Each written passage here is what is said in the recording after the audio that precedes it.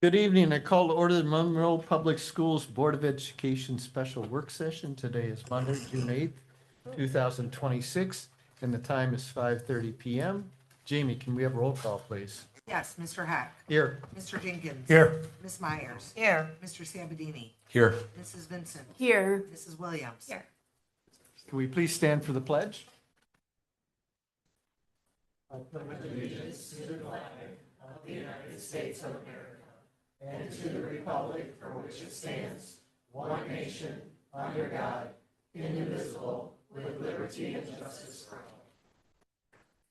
Stacy's listening. It'll be do that for Stacy. Before we begin, please note that this meeting is being live streamed and recorded.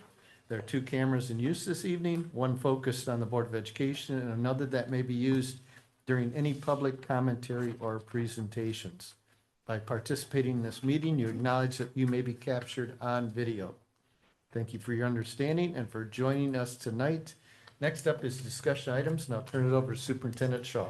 Well, welcome. Thank you very much. Mr. Payne, we have a lot of, I think the term is reverb, feedback.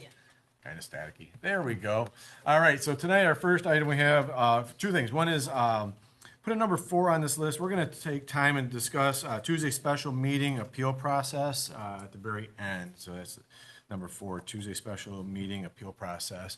But I'm pleased to have ProMedica Health Clinic from at MHS with us tonight, Dr. Shank. And you like going by Nurse Fader?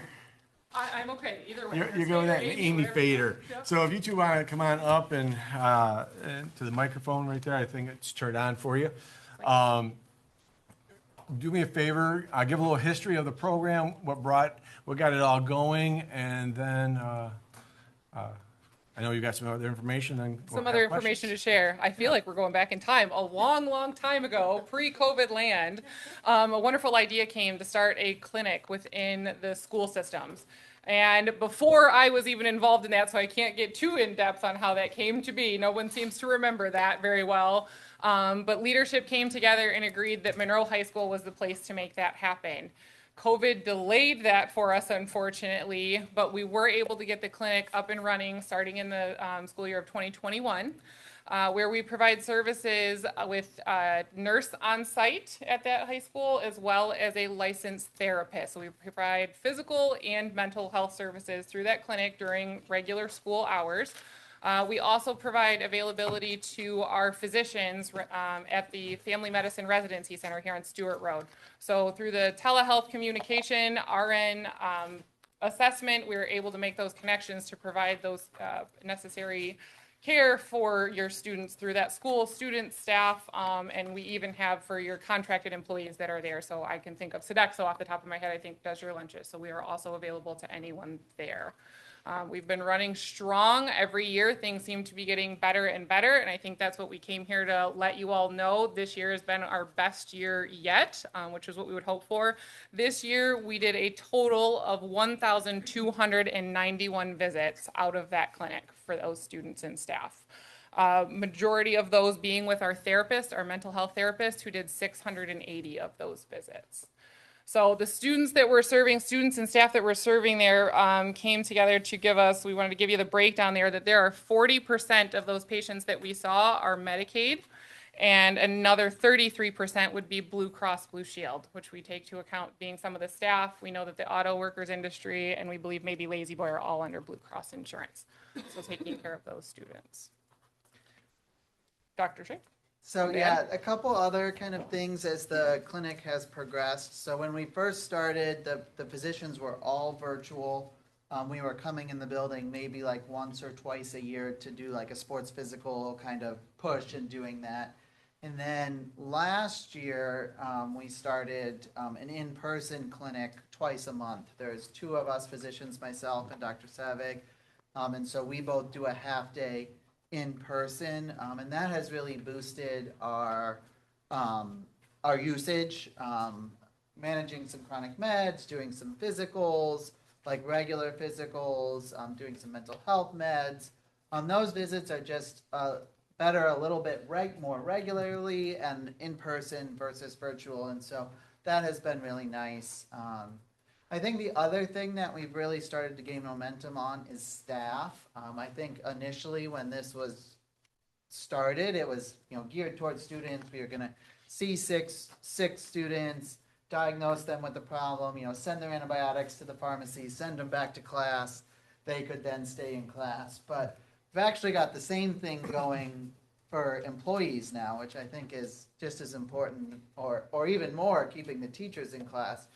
We can quick see them in between classes or on the planning hour and keep them in school for the same thing when they have a sinus infection versus them having to call out or take a day and get them taken care of. So we do see a fair number of teachers, and then, like you said, the ancillary staff, security, that kind of thing, we've really started to start seeing as well. So happy to answer any questions, talk about any concerns. Do you know, 1,291 visits last year? What's the split between, say, teachers and employees versus students? So we didn't dig down into that to give you exact numbers, but my Roughly? guess would be probably 90-10 at this point. 90 Students. students, okay. 10% employees. Can you break down how this works financially? Now, do we charge students? Camera. Yes. Okay, I'm trying to be Yeah, so we the whole can, picture. we can run through that. So anybody that is seen in our clinic that receives a service. So we kind of have 4 levels of encounters in our office. So sometimes they come in and talk to the nurse and it's, let me call your mom and see if I can see you. Mom says, we'll go to our regular PCP later in the day. Or they say, oh, can you just give them a cough drop and send them back to class? Those visits aren't charged. Sometimes we call and they only see the nurse and they have a headache or they have cramps or whatever and they get Motrin or Tylenol. Those are charged as a nurse visit. And then they see the doctor or the therapist, and those are charged like a normal visit. But I think the big thing is because financially we're seeing almost half Medicaid, that reimbursement isn't quite as good. And so that's why we have the kind of supplementation from you guys.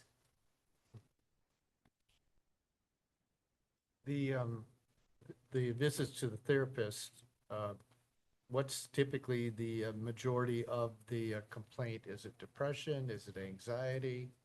I would say it's about 50-50 depression, anxiety. She sees a lot of kids for concentration, kind of coping mechanisms to try to not medicate for ADHD. And we were just looking at her numbers. She really stays busy. So she had 680 encounters, and you think about just over 1,000 hours in the school year, minus some snow days and some whatever, she's seeing a kid almost every hour through the school year. And then a fair number of those kids will trickle up to us in the doctor's side for medication management. I say a fair number, probably only 10 to 20%, but those kids that have been seeing here. And I think it's a really nice setup because kids aren't just coming to us for meds. She'll see them for 3, 4, 6 months and then work with the parents and say, hey, we've been working on coping mechanisms, we've been working on whatever. Would you be willing to have them see the doctor to see if there might be some medications that help? And then it's really nice because then I can communicate with her. She's seeing these kids every week and I'm seeing them once a month or once every 2 months. Hey, how are they responding? It's a great relationship compared to the kids I see in my regular primary care office where I don't have that kind of routine feedback. Do you get into any psychiatric referral to psychiatrists? Absolutely. The problem is there is very little peds psychiatry Sure. or even adolescent psychiatry in Monroe. So Okay. I do refer if I feel like it's out of my wheelhouse. Where I trained, we did a lot of adolescent psychiatry, even though I'm a family doctor and not a psychiatrist. So my comfort level is pretty high, but there are definitely kids that I've sent out and referred.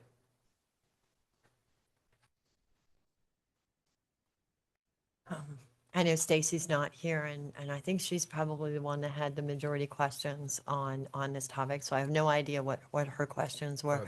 Part of it is what I was asking. Oh, okay. Yeah. Okay, good. So one of the things that we plan to factor right now, I'm sure you're aware, we're doing our budget.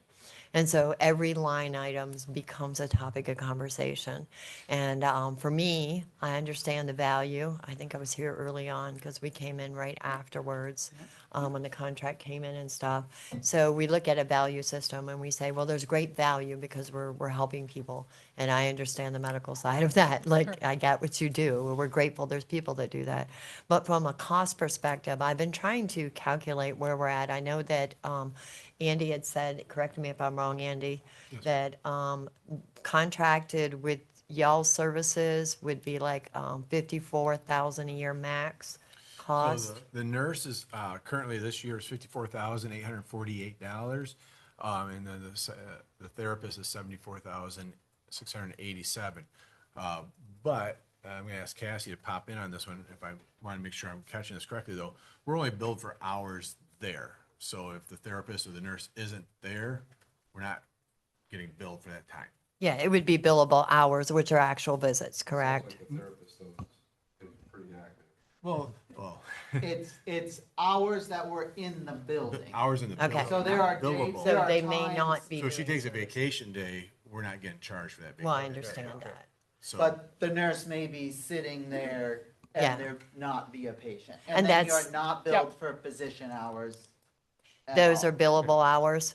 Those are just ones that you bill for? Those are The- what's the- included? ProMedica pays my salary. So and that has that's- nothing to do with us. That's an Right. easy thing to I- get me to stop talking, Yeah, is you I- say, ProMedica takes care of that, and I Yeah, stop ProMedica takes talking. care of him. I see Yep. patients, but there's no flow back for Okay. the physician. it time. might help to think about like this one, this way. Is the $54,848 for the nurse, the $74,678 for the therapist? That's the max number. Okay, that's the max Yep. number. It only goes down from there based on the person being in the facility. Right. Are any of these visits duplicated? Are they duplicate patients that is being seen on a more regular basis? Because, my understanding is once you kind of get into talking with people in therapy and you find it as being a avenue to help with what I think you said, anxiety and stuff. So how much of that are we seeing? Are those included in our numbers? So the numbers are individual encounters, they are not patients. So it could there are be- definitely multiples in there, So there could be one patient that had multiple visits throughout the year. Correct. Of that Okay. 680, definitely. You Okay. can't, she wouldn't have seen 680 students one time. Right. So yeah, so especially when you're Yeah. talking about her, there are definitely more one-offs when you're talking about the physicians that may have come in, your staff member that only came in once for that UTI and then left and never came back because they had a great rest of the year. But yeah, for your therapist, you'll definitely in those 680, like we said, in 1,080 hours, give or take, with your snow days and things for her to have seen that many, definitely is those repetitive as well. Right. And we are going to look at, this summer, our therapist is gonna do a kind of a mini research project that we hope to bring back to you about school attendance. Looking at kids before they're plugged into our system. We're thinking that we're keeping these kids in school, that's our goal. So we're looking at attendance kind of before they engage with our clinic. And then after they engage with our clinic to see if those absentee rates go down. We haven't dug into that data because it's a lot of kind of manual plug and chug data. But this summer we have some plans to do that, to hopefully be able to kind of show a more robust response for that. Okay. So the other nurses that we have, those are not ProMedica, they're not related to the clinic, right? I always get this confused. I'm being Correct. honest with you. I'm You're like, okay. What nurse goes where, You're who okay. goes what, who's paid and whatnot. So in this conversation, this is all that's related to the clinic. Everything else is associated with Monroe Public Schools. And do you work together with them or is it just separate? So we work together as well as with the healthy liaisons. There's a good the healthy liaisons that are in the building, there's a good kind of conversation back and forth of like, sometimes those kind of non-billable visits are like, hey, I think the health liaison could really help you out or get you this, that, or the other thing, or vice versa, the health liaison will say like, hey, this is over my head, go down and see the ProMedica clinic. And then we call the parent. and So get they permission. do refer people Yeah, down to we you? kind of Yeah. go, Okay. we It refer kind of goes back and both ways. forth. Okay. They do work well together. It does go both ways. Yep, like Yeah. you said, sometimes it's ice packs are with the health liaison or a Band-Aid is with the health liaison, versus, oh, that's above my scope. You need to go get checked out by an RN. And then which is we've in our had clinic. some conversations at the nurse, like the district nurse level. They're not, in the building doing the kind of day-to-day as much. But we have had intermittent referrals for like, when they look at their vaccination rates and, hey, this patient wants to get their vaccinations but can't get to the doctor. They can refer them to us and we can do that. So that's kind of at the nurse level, the system nurse level. That's the big interaction we've had, but it's more day to day, kind of back and forth, walk down the hallway and Yeah. talk to regularly with the health liaisons. Didn't you give us data one time on the amount of vaccinations that are done through the clinic? I did. I I didn't thought bring you those did that. tonight. When I you brought that did. up, I'm like, All I think we did that. I can before. tell you just from ordering them, it was more this year. Okay. It was more this year. We did another good job. A lot of the students, again, are coming, are regular, are more comfortable. They're being advised, with health liaisons and through teachers that are getting familiar with our setup to come on down. So we were able to do more vaccinating this year than we did in the past even. I'd like to hop in. I think it also might be interesting talking about the study that you all are thinking about, looking at attendance and how it might connect with the work that you're doing to hopefully keep students in school. I'm curious if on this side of things, if we could look at how possibly our ProMedica clinic might impact like behavioral referrals and things like that, just because we are having students that are getting therapy, we are having students that are getting medications and working through other things that might have behavioral referral implications. So I think that also might be a worthwhile study to look at. Be great. I was thinking that when he said the district nurses, our therapist works very closely with the social workers through the school too. They give a lot of referrals and send a lot her way to work with them, and she kind of works with them closely too to work through those students. Try and keep them here. If a student is on medication where they have to take it during the day, is that through the health liaison? Yeah. Yes. Okay, Not through. Not through us, yep. As per board policy. Okay. You got it. We had this whole discussion one time about that policy. Good, how so- that could go down. That's a big one. Yeah. And it's the witness, the liaison has Yeah. a witness with them at all times. Yeah. Or prescriber. Yep, that portion. Our nurses are not sad to leave that in your The wheelhouse. one thing that has been helpful is, kind of on that Oh, that's true, note, too. is I write a fair number of permission slips for the health liaison to give medications. And we have that relationship, and because there's a lot of kids that I've run across will, be seeing their PCP or get medication, and then they're forgetting to take it at home, or their home life isn't conducive to them taking it, and so we'll get them set up, and sometimes they just need somebody to fill out that form, and they can't get to their doctor's office to fill out that form, and they can't, so we get that form filled out, and then the health liaison's kind of off and running with that. My last question, and because it came up when we did the contract, there is a written consent Yep. that is done, and then there's a verbal consent at time of treatment, I think is what we set up, right? Yes, there is a Okay. consent. There is a phone call every time before every. I won't say if they come in and they have a paper cut, we get permission. We You're send them right. down to the No, liaison. But that's yeah, understood. anytime before any further care is done, a parent, guardian is contacted and permission must be obtained Yeah, first. I thought that was Every a good visit, every time. process that And- went in place. And the Yeah. loop is always closed, so Yes. if they, we call and say, okay, you can see the doctor today, then either myself or the other physician or the nurse will then call the parent back and say, these are the things we did today. Yeah. We sent this medication, or we decided not to do anything, and this is why. And so I'd say it's about 50-50 whether it's me or the nurse, but Right. by the end of day, we always make sure that that loop is closed. Sometimes it's not like right when the student leaves, because we got another student Right. coming, but by the end of the school day, that parent has been contacted to say, hey, we did successfully see the doctor, and X, Y, and Z is what's gonna happen. Yeah, that's a good process. When you close the loop, is it written or verbal? Verbal and then documented in the chart, in our documentation that, hey, we talked to mom and told them this. If it's me, it usually just goes in my regular note that, hey, I talked to mom. If it's the nurse, they'll put in a separate kind of communication. So, one of the ideas that was always about having the clinic was that it would be self-funded.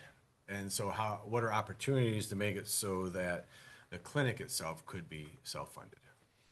I think when we looked at the numbers, that we were pretty close on that. Fingers crossed that we can keep heading in that direction. I do think that there is still potential for growth through those students, but I personally see a huge opportunity amongst the staff still. Staff or any employee within that building.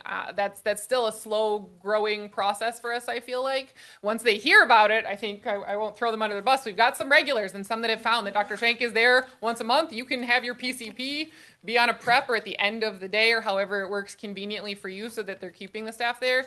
I know I saw security guards. I don't know that I've ever seen Sodexo, even though I keep thinking of them. So I would love, and I still feel like there's a gap there. Where I would love to get in front of that staff and say, this is what we're here for and this is what we do. I think there's some misunderstanding that we are like the health liaisons and we're not, or that there is an understanding that we're just for urgent care.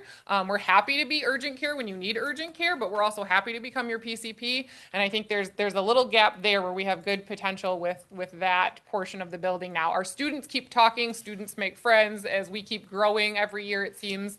Your freshmen or your seniors now, we're making headway with those groups. So I think that will keep carrying itself. We've got good potential there. Our nurses do a good job of going out and kind of getting to know the students. Our therapist does that as well when she has time.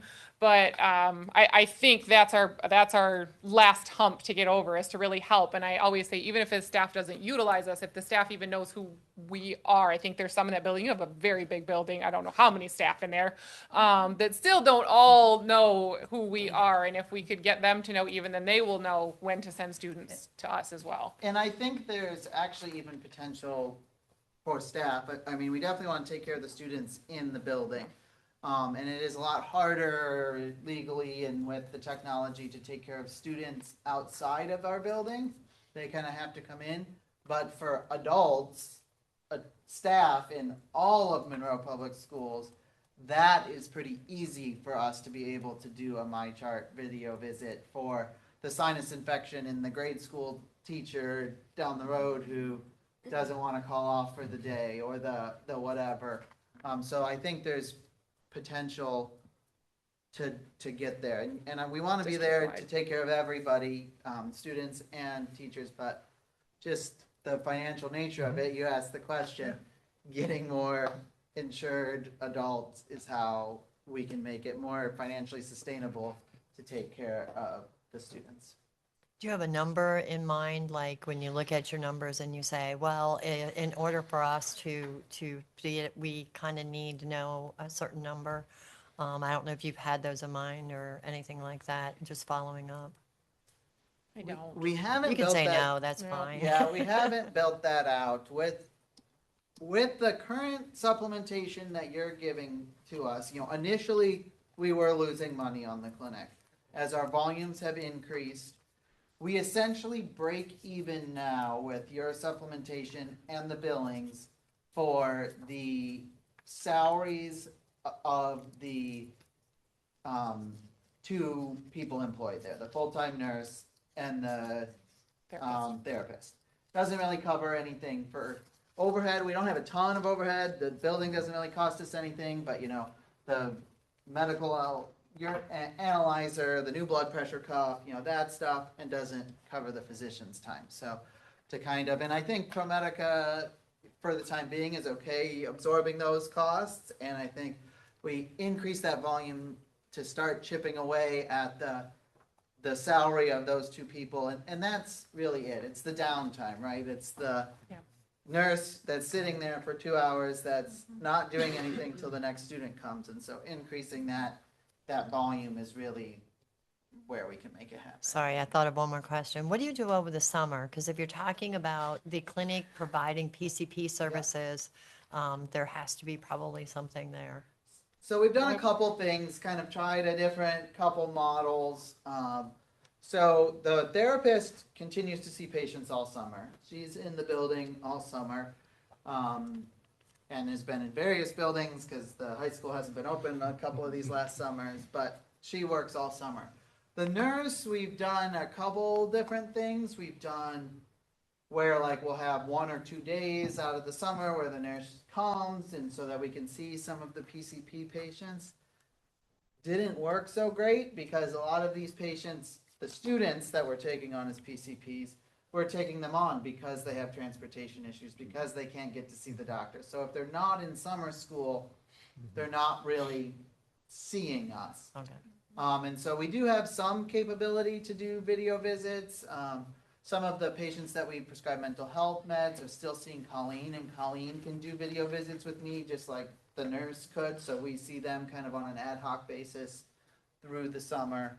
And we are working through, for the adults that want me to be their PCP, I do video visits with them most of the summer, or they come to my regular office and see me there during the summer. But the kids, it's that transportation, and if they're not already in the building, we have a really hard time tracking them down. Well, that was the whole point of the clinic, and to be available Right. while you're in the clinic. So I can see the challenges when you're not there for sure. Yeah. Right. Any other questions? All right. Well, thank you very much. thank you. Thank Appreciate you. you coming in tonight. Absolutely. Thanks for having us. Thank you. All right, so taking a look out there, you probably all see Miss Paula sitting out there, all primed and ready to come and talk about preschool and Rainbow and the Kids Club program. So Paula, you're up. Good evening, everyone. My name is Paula Kiff. If you haven't met me, there's a few of you that I am not familiar with. And as Mr. Shaw just said, I'm known as Miss Paula. I'd like to tell you a little bit about our child care and preschool program. If you have this with you, you can refer to that. I try to make it as simple as possible. If there's any questions at any time, please let me know. Our child care program is open Monday through Friday, 6:30 a.m. to 6 p.m. We're a 12-month operation. Our daycare, child care, before, after school, preschool is open to everyone. It's we do give our employees of Monroe Public Schools a 50% discount. There are children who are attending our program. Currently, we have 18 families who are MPS discounted. Our child care rates are the first child is $5 an hour with a registration fee of $45. The second child is $4.50 per hour with a registration fee of $35. Third child and the fourth child, or if you have even more than that, are all at $4 per hour with a registration fee of $25. Monroe Public Schools, I already said that, but get the 50% discount. We do have a weekly minimum per child, and we did have that per family, and that it was changed to per child because if you only had one child, you were paying the same thing as you were paying if you had two or three children for the weekly minimum. Rainbow Preschool, our 3-year-old class is on Tuesdays and Thursdays from 9 a.m. to noon. Tuition is $120 per month. The 4-year-old class is Monday through Thursday, 9 a.m. to 12 noon. Tuition for that is $175 per month. They pay the same registration fees as the daycare and child care children pay. Rainbow Preschool this year had 19 students. We had 13 graduates. And the other children will continue on in our program for 3s or 4s because they won't be age eligible to attend school this fall. How many of those are MPS families? One. The Rainbow was just one. You're welcome. We have 13 staff, including 2 high school seniors this year. We have fantastic staff retention because in childcare, that is usually the high turnover is something that's usually a problem.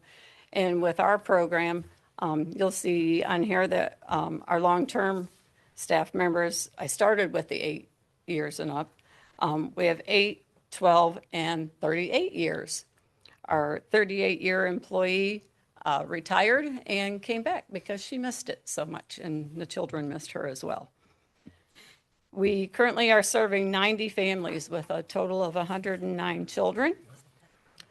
Could be. And with that, we have a little bit of a waiting list. As you'll see further down, we have 39 families with 44 children on that waiting list.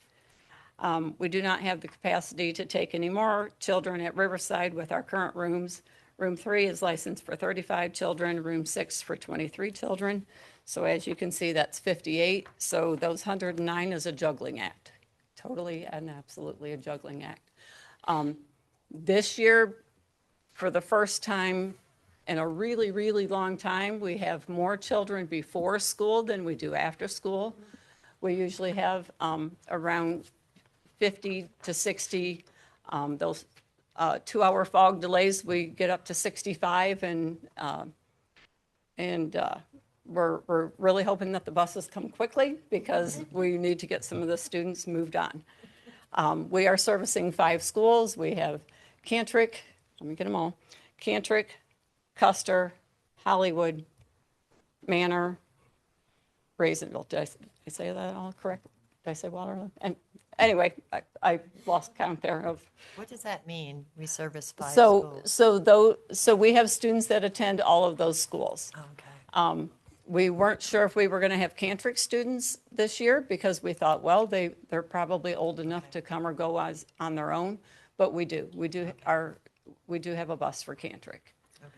We also are serving students that are out of district that are coming to Monroe because we provide childcare. And that is something that I don't know if other districts are doing, but that's something that we are doing, that we can accommodate those students. It may be because their parents work in Monroe and they would just rather have their children closer to them. That's just one of the reasons why they're doing that. We are currently licensed for 100 children. That's including room 7, which we're currently not using. The ISD has that classroom, so we're currently not using that one at Riverside. And we were just renewed for our license, and our license is renewed until April of 2028. Parents return to us. So a little bit about me quickly. I was here in the beginning in 1986. We will be celebrating our 40th anniversary, 4 decades of Child Care Strong. And I was out at Raisinville when I was just a wee little lassie. So we are, parents come back to us because they trust us, because we have loyal staff. I am not only getting now the students that I first had at Raisinville, because those students that we had kindergarten at that time. So it was the kindergartners, we had half day of school, the kindergartners came back, the kindergartners that needed to stay for childcare would stay. Those kids are turning 45 this year. And so they not only have had their children, but now their grandchildren are coming. So that's shows a lot for our program that people believe in us. That's what it's all about, really. Let me think. I think I've covered the ratios. This is the state mandated licensing ratios, and it's 1 adult for 18 students of school age, 1 adult for 12 students for 4-year-olds, and 1 adult for 10 students for the 3-year-olds. Is there anything that you would like me to clarify or any questions from anyone? I do. Thank you. Thank you for your time and explaining your welcome. Thank program as well.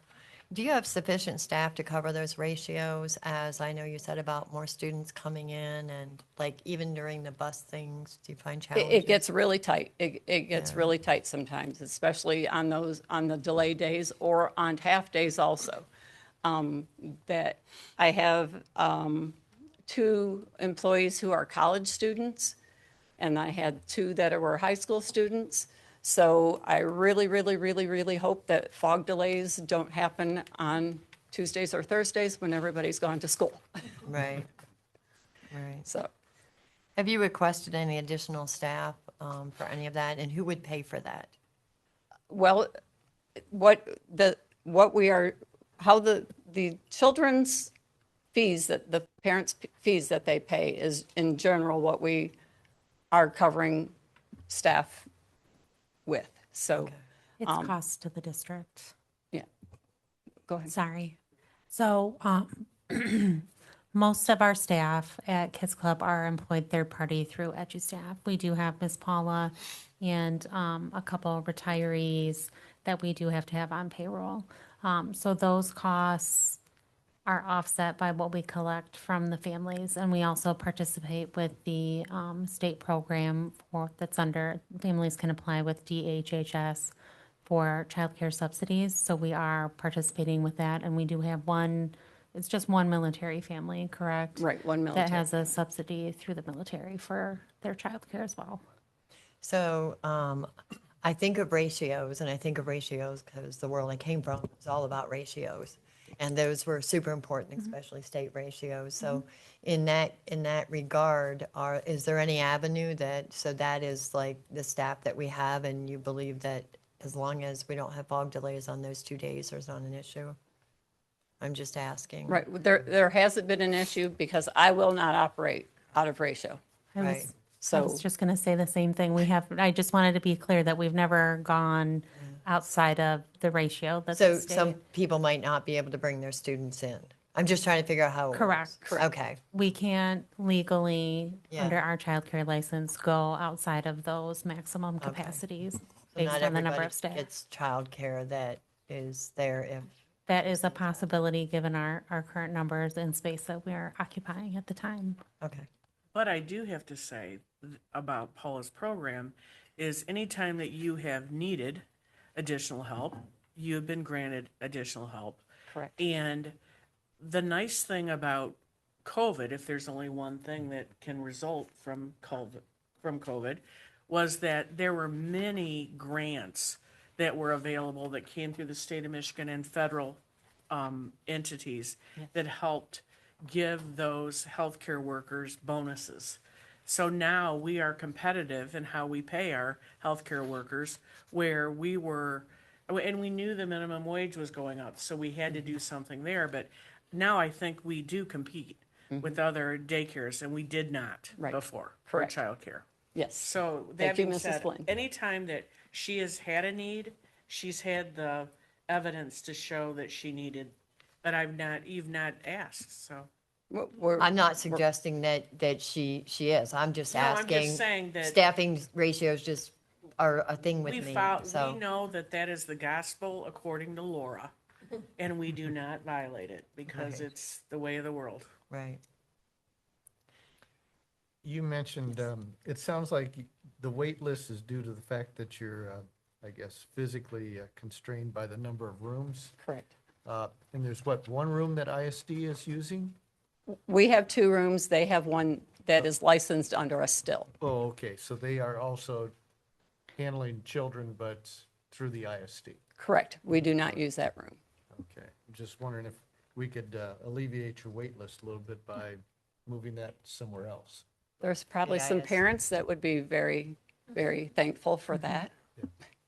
So we used to have, actually, after school, or no, was it before and after at Custer? What was our? Before and It was after. before and after.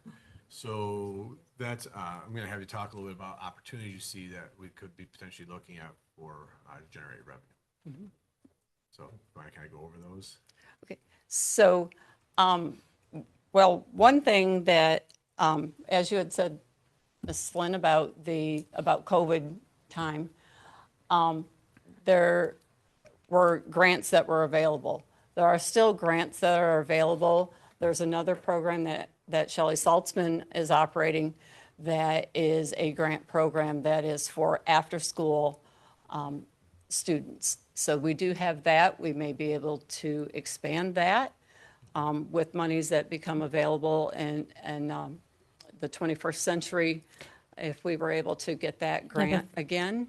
I know that was one of those federal grants that was on the cusp of whether they were going to continue that or not, but that would be another opportunity. Those grants, they have to have a licensed childcare, so you can only operate those where you have a childcare license in. The ISD has to apply for the out-of-school time grant. On our behalf, we can't apply on our own, but they've been willing to continue that partnership this year. And we're hoping perhaps we can add Riverside as a location in the next round and get some additional grant fundings to offset some of the costs of operating. And it can be before school, after school, and during the summertime. And the amount of funding you get is based on the number of students you serve and the number of hours and days. So they have some tiered funding formulas that are a little complex, but as with many state grants are. The other part with that would be, I believe that parents don't know that they could be eligible, especially in the summer when the children are not in school. Childcare is very expensive for all day as opposed to an hour or two before or after school. And I need to encourage parents to apply for those monies so that it can help them. How the state bills is in block hours. So if a student is with me, say 15 hours a week, the state's going to bill them for 20 hours, say, per week. So they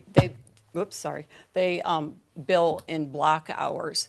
So that would be a benefit to our program because we would be getting those monies consistently. Is there a notification or something? That would be up to the parents. It's up to the families to apply. They would have to apply with DHHS for childcare assistance, and they have funding based on your income of your household and the number of people within your household. How do they know about that? Do you all inform them of that? Or? Well, I think that's what Paula was alluding to, that we're going to do a better job of letting our families know that that's a potential option should they feel we're going to put it out there a little bit more. Right now, we don't really do a lot of letting them know that that is available, but I think that's something that we're going to do a better job of letting them know, like, hey, this is out there. If that suits your situation, then, and it's all on them. We can't apply on their behalf. We can't seek that out on their behalf. They have to do that on their own. Yeah, it seems like that's a big need in this town, if you inform them and explain how they apply for the. Right. The parents who are already receiving food assistance, housing assistance, they know about getting assistance for childcare. People who are not getting those probably don't know. Because they fall in that income bracket where you make too much for this, but you don't make enough to be able to afford to pay for that, I'm guessing. Yeah. Exactly. I have one more question. You want to go first? Sure, I have Go a ahead. quick question. Mine might be more budgetary, but I'm just wondering if you know on average, if we have, let's see, what did I say? 90 families that we're serving, 109 children. Do you know on average how many hours each of those children are spending in childcare? For That- example, is it about 10 hours a week per child, or is it? Yeah, it really Much varies. more? It depends on the age of the child, of course. Of course, we have children who are there for 11 hours a day. We have children who are there from 6:30 in the morning till 5:30 in the afternoon. And so school-age children are generally 1 to 2 hours per day, kind of an hour before school, hour after school. So about an average of 10 hours per week then. So that would be the school-age average. And one thing that we're looking at doing for the 26-27 school year is that we've been billing by the quarter hour. And I talked to Mrs. Shook about billing by the hour. And so before school, instead of maybe the child's just coming for a half hour and riding the bus and going to, leaving for the bus and going to school, that they would be charged for an entire hour instead of just the 15 minutes that we are currently charging. And that is a common practice in many other institutions. It's a set hour for before school and a set number of hours, like you have a minimum threshold before and after school. Yeah, I And was wondering the historically, same. we haven't done that, but that's something that Mrs. Kiff and I spoke about. Yeah, I think that if we implemented a minimum, that would help out. You know, because you have parents that, oh, sorry, I'm on the mic. You have parents that, oh, well, we're not going to go to school Friday, but we have reserved that spot, and you have a waiting list of so many students. Like, that waiting list, you could have 3 more classrooms. And you just opened the door to another comment. Also, for when there's half days and other days that there's a sign up, sometimes we have folks that sign up and then don't send their children. So then they've taken a spot from someone.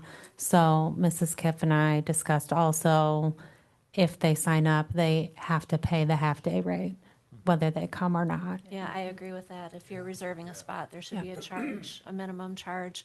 I had one more question, and it just. If I, Another question I had was, if I'm looking at maybe 18 families that are getting that 50% discount, do we know approximately like how much our MPS families are paying for, you know, I only see the would it be worth backside. it to minimize that discount? I only see the backside of what they're actually paying. Mrs. Kipp would have, and when we spoke last week, our thought was to perhaps reduce that discount to 25%. And we also spoke about perhaps being open over the holiday breaks, but also for those breaks, if they sign up, then they have to pay whether they come or not because they're taking a slot. Because right now, if school is closed, like over Christmas break and Easter break, and the holidays, Kids Club is not open. So you have to find childcare elsewhere.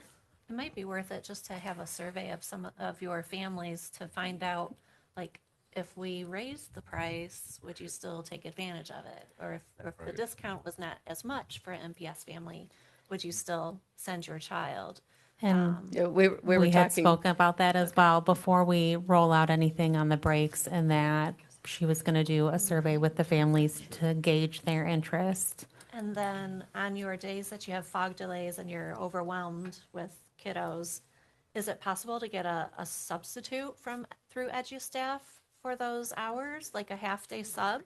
I'll look at Mrs. Flynn for that. The thing with the childcare licensing is they have to have an extra set of prints done through Lara. So there's only certain staff that can, technically speaking, work in Kids Club. So we're a little bit limited, but that we do have a couple of subs on hand that fill in when folks are out and that. But I mean, that's something that we can explore. Or I maybe having wonder- another one or. Yeah, I could pull from Mrs. Saltzman's Right, group, right. because her afternoon staff have to be fingerprinted as well, because it's under licensing. So there could be some afternoon people that maybe I could pull. Or I wonder if some of those MPS families who are sending their children to preschool or childcare, when they have a fog delay, would they be willing to come in with those extra set of fingerprints and sub? That's certainly a good idea that we could potentially explore. Jamie's got it, right? Written it all down. Yeah.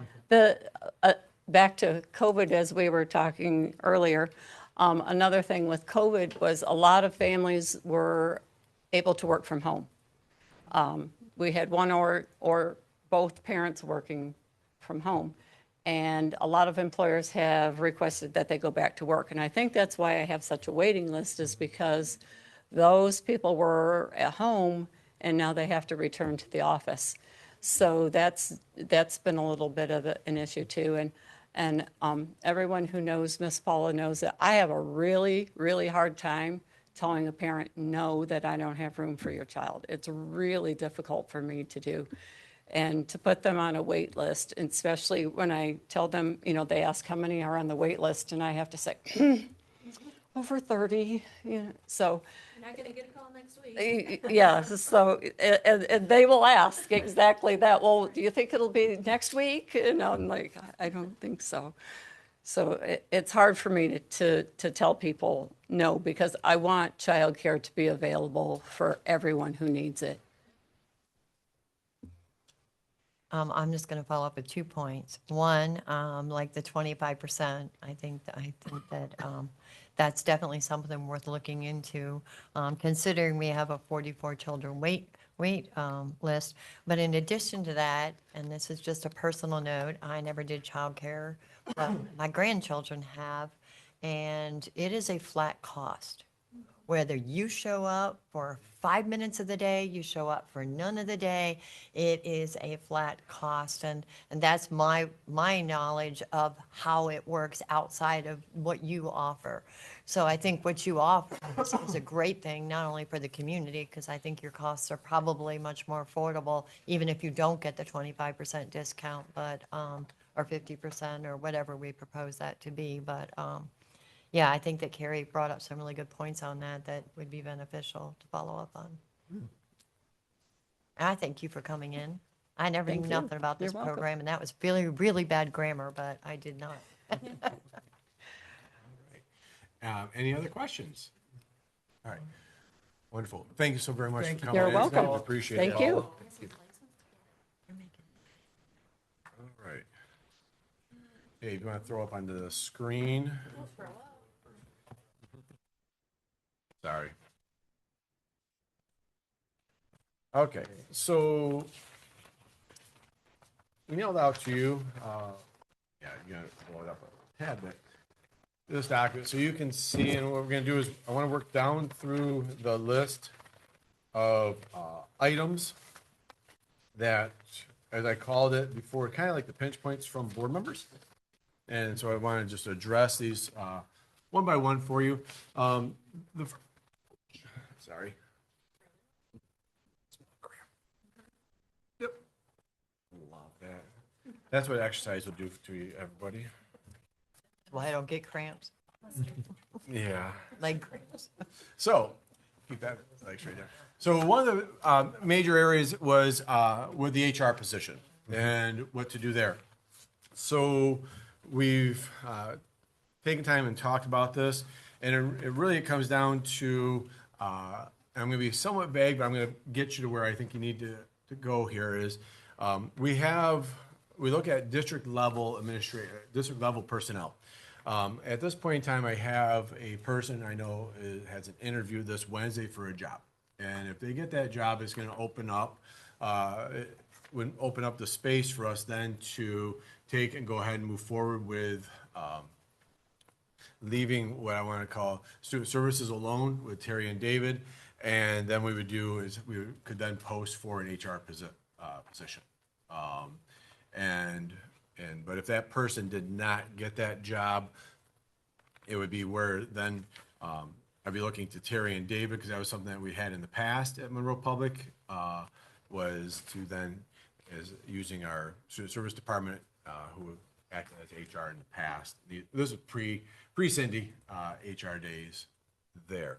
And so that idea around what we're trying to stage out was technology and operations is in place and is put together, is each department becoming more of what I want to call a final space. And so the brainstorming led to what are the needs. And so that idea is that here in a few days, I will know if this one staff member ends up getting this job. And if that happened, then I would propose that we would just post for the HR position. And then the student services, because be a person that's inside of our student services area. And if they would then take and absorb it and work through what they would need to in the student service area. I know it's vague, but I'm trying to be cautious of that person that's out to interview. And then all of those job duties would retain in that department. Yes. Yeah. So the position again, not to go far, but the position that's remember, it's a district level position. We would just eat it, and that would be then David and Terry taking over that work that person was doing. So that would allow then from a financial side, it's not a full push. There will still be a little bit of added cost, but when I say added cost, it's not like a large amount of cost. But the vast majority of that position would be total comp would be used for an HR director without building back in a full HR director and keeping that position. Yes. So I guess this is so vague, the conversation is so vague that I'm not even sure I can follow the vagueness. But so I'll help you. Well, let me, Yeah. if I didn't think the finance director should have dual roles, I'm Yeah. not in favor of the student service people having dual What- role in HR. Oh, I see what you're saying. If option. Right, I mean, that doesn't solve the dilemma, which is that you're taking away a person who runs a very important department, splitting it between two people, and somehow making that work. Right. That's what I guess I would struggle with that as much as if it was not I thought Ms. Shook could do a fine job doing it. I thought it was a bad idea of combining it. Just the combining them. I Right. understand. That's So- why I asked that question. I appreciate that. So let's hope whatever happens. Okay. And we can. So yes, if that should be the case, if not, then I appreciate your point right there because that'll help us through this next phase there. And I would agree with that. They have some questions down there. Perfect. They might have some questions. Oh, that's a quiet side. Quiet side, we're asking if you have questions. Okay. I mean, David is in charge of technology and operations, and we saw that happen when Jerry left. I wasn't part of that board. No, but you were I out in the was- audience when that happened. What would it matter if I was out in the audience? I wouldn't be able to make a decision if I was out in the audience. I'm talking about being on the board and being able to influence the decision. That's all I'm talking about. I appreciate that. I just, Clary. Go ahead. just to agree with that sentiment, I feel that at one point where Julie and Ryan were doing the assistant superintendent stuff and the HR stuff all together, and then we moved to having an HR, and then we split Terry was doing all student support, student services, and then we added David. I just feel like I agree with Brian in the respect that I don't feel like overloading one person with really important jobs is the way to save money. Especially when we're talking about finances. Well, then I think that we do need to look at right-sizing our administrative cabinet then. What would you suggest?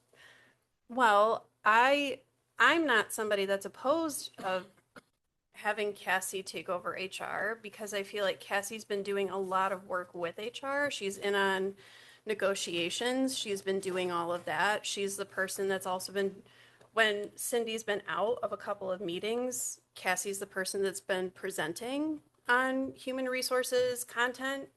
So I feel like she's already partially covering that anyway. So I'm not opposed to this. So that's not a pinch point for you. No, That was a it's pinch not. point for me. And that doesn't change it by what you're saying. If you're suggesting that we should take some of Mr. Payne's responsibilities, I'm all ears. If you can find an operations The person. other thing, I haven't seen any issues with Mr. Payne's performance. I haven't seen operations suffering. I haven't seen technology suffering. I think that he's managed both of those areas exceedingly well. I think it would With numerous staff. Right. I think it would be, I wouldn't want to put Mr. Payne on the spot and say, hey, do you think this is great? This is working great. I mean, I assume that in a perfect world, that would be a divided situation. But I'm specifically talking about HR and the importance of the HR role. And I believe in high importance for the HR role. And that's whether it's at a public school or it's at a private business. I think it's extremely important. And I'm not casting aspersions on people who can or cannot do those. I am simply saying that I want that separated. And that's all I'm going to say. Okay. All right. Appreciate that conversation. Another area was ACAP. So we're working with ACAP to build back in just so many hours. And then should the budget shift from Lansing, then we can build more hours in. But hours with ACAP is built back in. And what we use ACAP for is really it's back to consistency with Scott. So Scott goes to does all the drills at all the buildings, helps keep them all unified, and then we have building level safety meetings and then district level safety meetings, and so that's at Unity that we have in our system. And so we'll keep that, but it'll be a limited. It's just number of hours that we watch very closely on. So what would what would the hours consider? Because that's a contract that we have with them. So under the contract, how is that verbiage and language changing into a cost factor? Because, So- you know what I'm saying? yeah, Because so the- we know everything you just described, so how do you cut hours out of that? I don't understand. I sit down with Scott and with Anthony and go, we're reducing the number of hours next year. That So that hasn't happened yet. I've got a meeting with him next Okay. Thursday. Well, only because we're looking at it right now, and I just wanted to make note No, for myself. that's just a conversation with those guys that their number of hours, and we've already had, Anthony and I have had a conversation on the phone a few weeks ago that this was actually being potentially looked at as a full Right. reduction. So he knows that that's happening. Right. But no, we'll just budget for a specific number of hours, and then if the state comes through with particular monies in school safety, then we can bring those hours back up. So my concern with that is when we brought ACAP in, we brought them in for very specific reasons, and we wanted to ensure the security and safety of everything that they do. They do a lot more than just that, and we understand that they do a lot more with that. And they've been a valuable resource, and I have always thought they had done successfully well. So if we're cutting hours to our security people, I definitely would like to I think the board should be part of that conversation because that is a board. So one of the things that may help this conversation is when we brought ACAP on, their goal was to work themselves out of a job. Yeah, that was their number one goal. If you go back to our first year to what we were doing then to what we're doing now, our capacity and scope and scale is way higher. And so that was always the goal, was to end up being a space where they maybe not necessarily completely out of a job, but that the number of hours that we would be using them for would be decreasing. Right. And so, and that's what we have now. I mean, to be able to say that we can literally sit down and our property and casualty company with Kapnick come in and say, and look at our meetings that we have monthly and be able to use that as a marketing tool when they go out and look at insurance for us on the liability side is huge because of that consistency that ACAP has brought in. We know that with the state of Michigan this year, their verbiage has changed. They went to a state level verbiage for all schools. So that's one area why, okay, yep, we need to keep ACAP on for that support as we take on that new verbiage that we'll have to use. But when it comes down to the ultimate goal for ACAP is to work themselves out of our system would be the ideal, but they're probably always going to have some capacity, only because what we've really uncovered is the consistency that Scott in particular, and you can plug in anyone, because he's at those drills and in those meetings, he becomes a very strong linkage for us amongst our buildings. And then they're the specialists, and I don't have to worry about, okay, who's our specialist on this? Right. And as the threat matrix can morph, Right. then I think it makes sense to kind of keep them always probably not out of a job, but on the back burner where they can kind of spearhead. And when they see something happening, they're like, oh, okay, this is a new threat possibility that we've seen here or there. Correct. I'm just looking at a cost factor, like what is the cost of making this cut and is there value in that? Because we value security, we value safety, we value all those things to the nth degree because that's what we're here for. So what is the cost for which we're reducing that?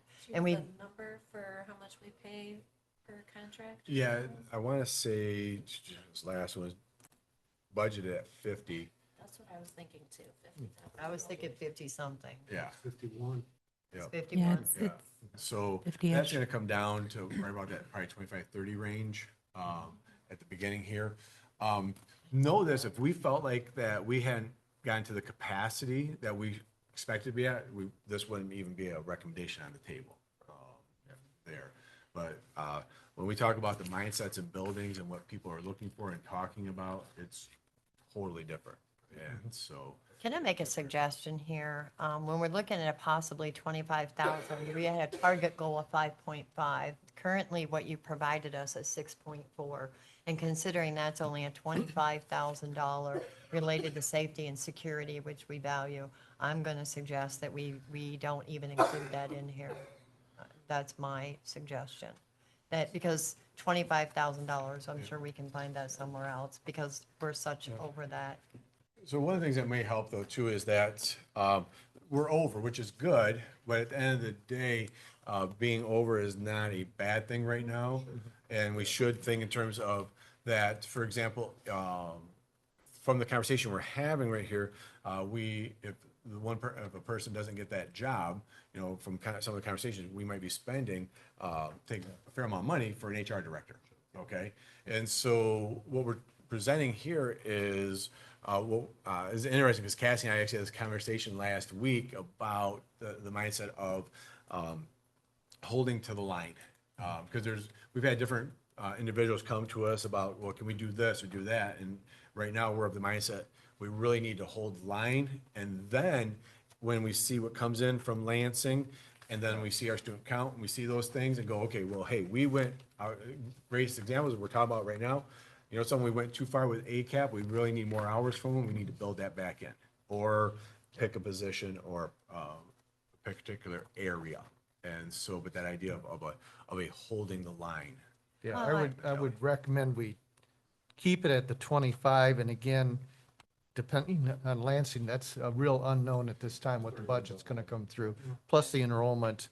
But we can always, at any time, add it back in if we think Well, it's necessary. the beauty of what Gary said in our last meeting was, are you keeping a list? And yes, Gary, we're keeping a list. We have buildings keeping a list of what they view to be their priority area, going, if the monies are available, can we build this back in? And so we've listened very much to you as a board about what areas, and that's why we talked about like, okay, what are those kind of those pinch points, those thoughts there? And so those discussionary items are important for us. I'm just going to throw another idea out there because that's what we're here for right now, is we're looking at a 25% change in what we're covering costs for childcare. That might be a trade-off right there, that we really wouldn't need to touch that we could build that money in a different way. It's an idea. I think the reduction of the discount, if I may, I'm sorry, I didn't mean to just interject in the board conversation. The reduction of the employee discount would hopefully lessen the amount that we're covering for Kids Club because we're already operating at a loss, so that would aim to reduce that. That comes out of general fund? Correct. How much did we lose? What I had projected and provided to the board, or Mr. Shaw provided to the board, was about $100,000 loss the last several years, each year.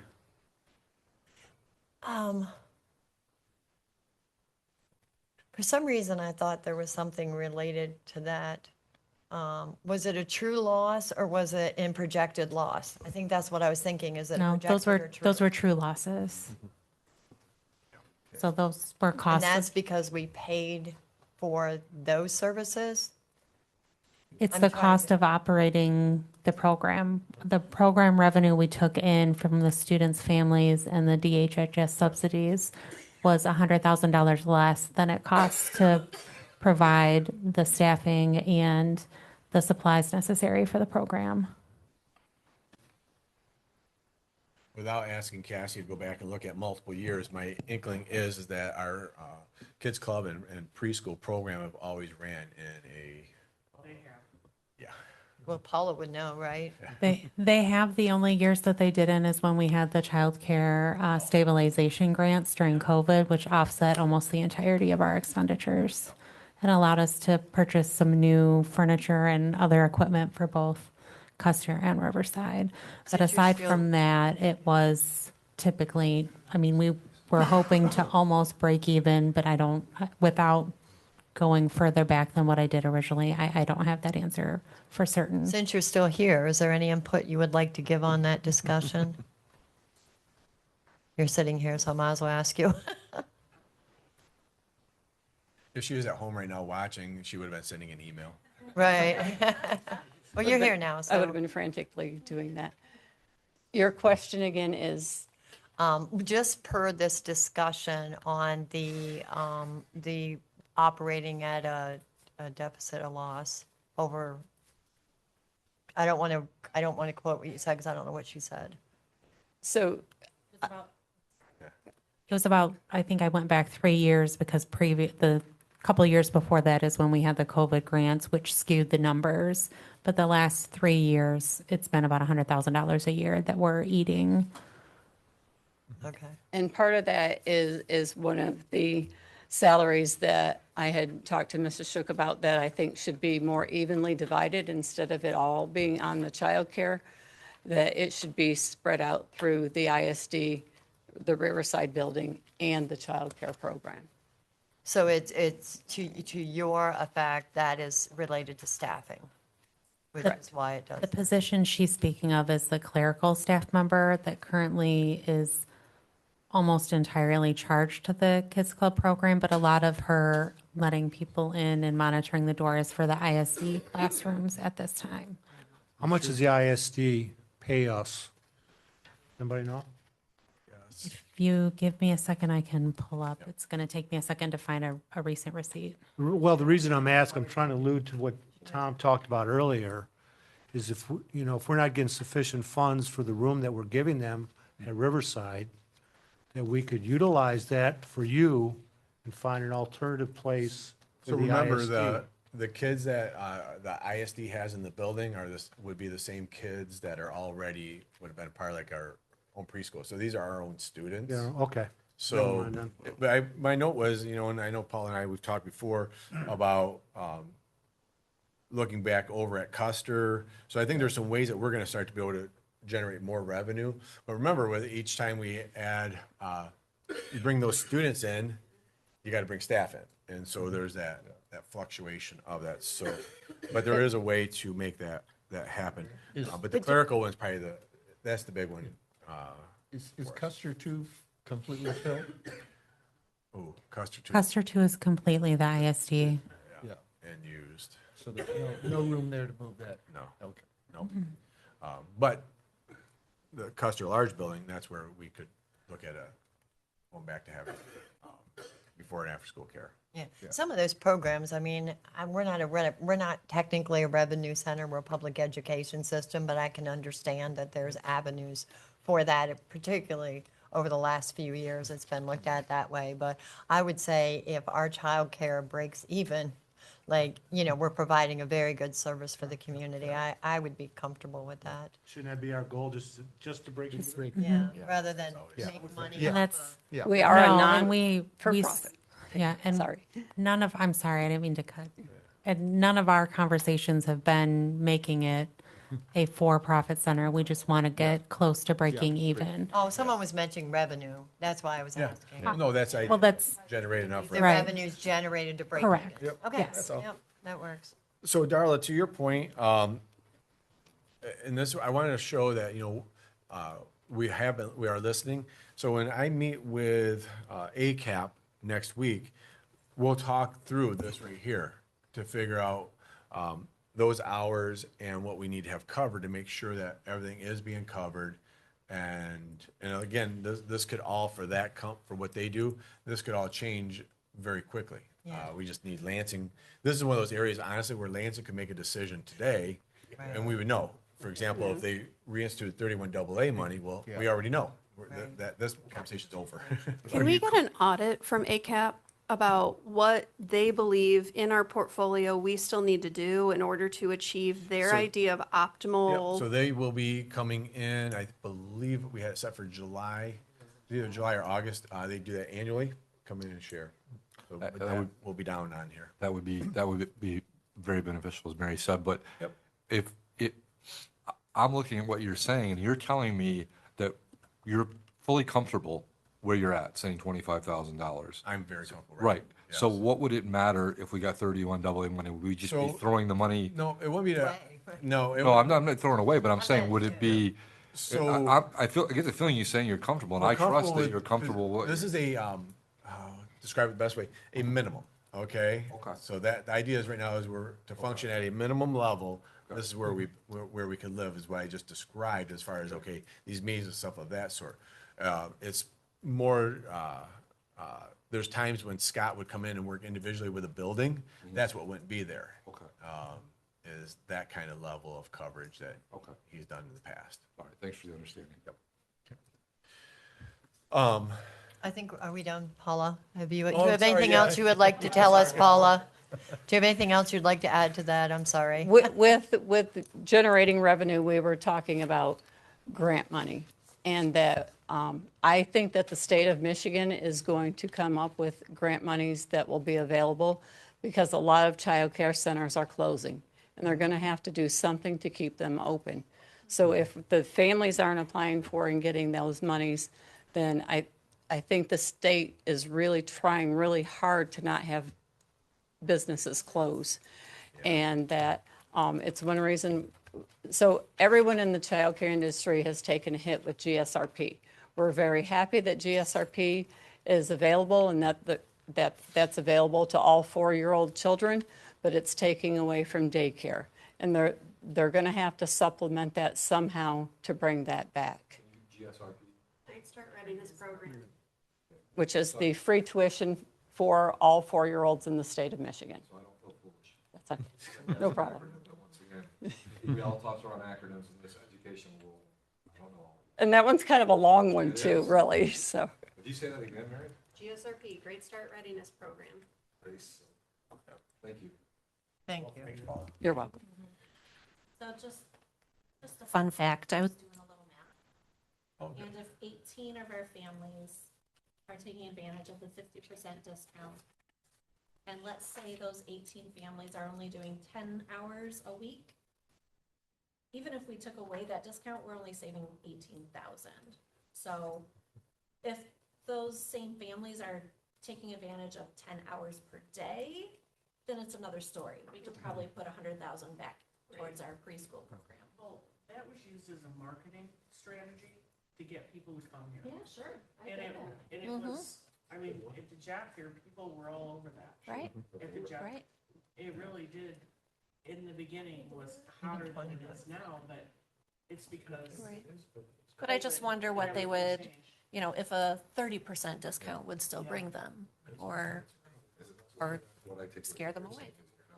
Really making that much money. It's not a huge savings if you take it away and they're only doing minimum hours. As- They're- Sorry, if I may, as someone that has used Kids Club before and during, I paid before I got the discount, and I would continue to do so, because the hours that I work here, I need, I can't always guarantee that my older kid is going to be home at the time that my littles are getting off the bus. Right. So And it's I'm pretty sure I paid $5 an hour when mine were in kids club and preschool. So that was like 18, 19 years ago. That was a long time ago. Yeah. That was Yeah. almost 20 years ago. So raise And- that price. and you I That is know, pennies. sorry. I mean, if they were going to a regular daycare down the street and putting their kids in, they're probably paying 20 an hour or more. And Mrs. Kipp has pulled rates from other local agencies like the Y and Kitty Corner, and I feel like there was another one, and I can't remember the other. Yeah. But it's there's something one else on now. Grove Street, Totally awesome. So she is confirming that our rates are comparable to those for both the Rainbow tuition-based preschool and our before and after school programs. Are we comparable or are we lower? I think we're a little lower, is what she said. Can we, I think alluding again to Carrie, can we raise it $1? Yeah. I mean, anything that we can do Close the to gap at least. When, close that $100,000 gap is beneficial. sorry, when, if I can, Go for it. when Paula and I spoke, did we say 50 cents or 50 quarter? cents, We said 50 cents an increase an hour this year. We felt like potentially increasing it $1 an hour may be too much for some of our families. So we wanted to kind of ease into, and then we would look at it closely each year to see what our families can tolerate and if it's needs to go up higher. So we thought 50 cents per hour and then $5 an hour more with the minimum, on the minimum side. And $5. how much revenue did that increase? Did anybody do the math? I did not do the full math.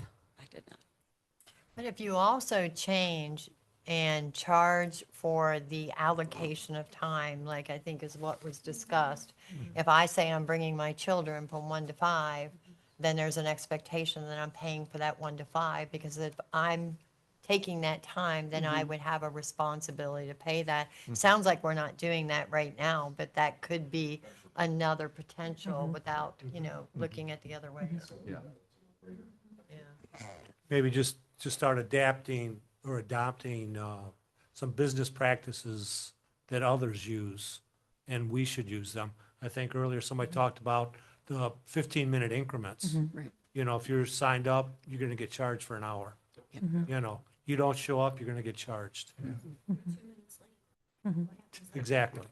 And we do have something on the lateness in our handbook already. Right, our lateness is if they're after 6 PM, and then they're charged $35 for every 15 minutes if they're after 6 PM. That usually resolves that happen once. situation, except for when works, it's a right? holiday. Because when it's a holiday, they always stay after 6. And Paul, if you got ideas to help us, I have a lot of ideas. If you have any questions, just let me know. If you have something on your thoughts right now, I will be happy to answer those for you. So I think the biggest would be following back up on what we just discussed, So- all these factors. So what I saw when I talked with Mrs. Shook about what is that secretarial clerical position, because in the budget that I have, it would be $57,000 with wages and benefits that is being charged to the child care program, when 90% of it is of her job right now is ISD. So I don't think that our program should be being charged for that. And then the last 3 years, after, I'm not sure, actually, when did it become in, when did that fall under? I'd have to look when Jamie came, I hate to mention her by name. Because When that person came back and we had that, because it would have to have been when the one caregiver / clerical person left. So I I'm don't gonna recall. refer to Mrs. Flynn with, when virtual was Oh, yeah. at Riverside, was that part of virtual's budget or was that part of the childcare budget? Believe I coded some of it to the same function that I had Mr. Pilgrim when he was there. So it was under an administrative function and part of it was coded to Kids Club. Okay. So currently it's 57,000 ballpark right there for that clerical position that is being charged to our account, which is like half of our deficit.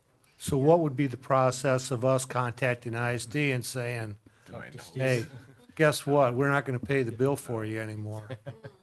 Yeah, we don't. How's that going to work? We don't talk to Steve. We got other people we talk to. So, no, I've got the notes there. So there's ways we can, through what you've described already, from the secretarial to the cost per hour to charge for the And- full hour. So I think there's enough. And those are things that Mrs. Kiff is already putting into like the start of the school year new packets. So those we're already intending on implementing. I just don't have a firm number on how that would increase the revenue right this second in front of me. And I'm confident that Jamie's going to ensure that AI picked up this entire conversation and will relay it out so we don't miss anything. Thank you, Jamie. Wonderful. I think we're set now. I think. You're welcome. Thank you, Paul. You're welcome. All right, so our next item had to do and was around athletic transportation, and that was an area that we had a lot of conversation around dealing with getting kids to from athletics, and so there was a conversation around just leaving that alone because that would become a way that kids won't take part, or you're trying to figure out how to get them to and from. So that was built back in, that was $30,000. The next one, we're gonna skip one, I'm gonna come back to it here. I want to have Terry take a moment, talk about redistricting, boundary adjustments, and how that all went. Sure, of course. So we had two movements within the district that we made. We had a group of students that we will be moving from Custer over to Hollywood, and another group from Custer to Waterloo. Our purpose around doing that was to decrease the enrollment at Custer and fill classrooms at Hollywood and Waterloo where they were smaller. So I'll start with the Custer to Hollywood move, and if there's additional questions along the way, please just let me know. I'm not quite sure exactly what information you would like, but I'll give you everything that I have. So from Custer to Hollywood, we had projected 39 students that we would be having make that move. Phone calls were made to all of those families individually, and we were pretty successful in reaching most of them. We did not call the current fourth grade students, as those students would be going over to Cantrick next year, and there were 13 students in that group who are current fourth graders. That left us with 26 students who would be in grades 1 through 4 for 26-27. In calling those families, 3 of them indicated that they would prefer to stay at Custer and have filled out school of choice forms. When we think about kindergarten's always a little bit tricky to know exactly how many kindergarten students are going to be coming. We do rely on the current kindergarten enrollment and then replicate that as our projected enrollment for the upcoming school year. And then in that particular geographic location, we only had 6 students who are currently in kindergarten.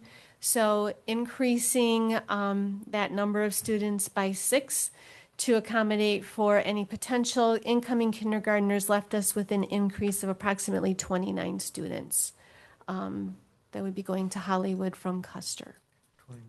So that's that particular area. So the question on that is, and if you already said it, and No, I know I threw a lot Yeah. of numbers out. was the concern was, obviously the Waterloo kids, they got moved and I don't know how many of them stayed at Custer and now they're going back. So how many of those beyond the 3 that you said wanted to do school of choice?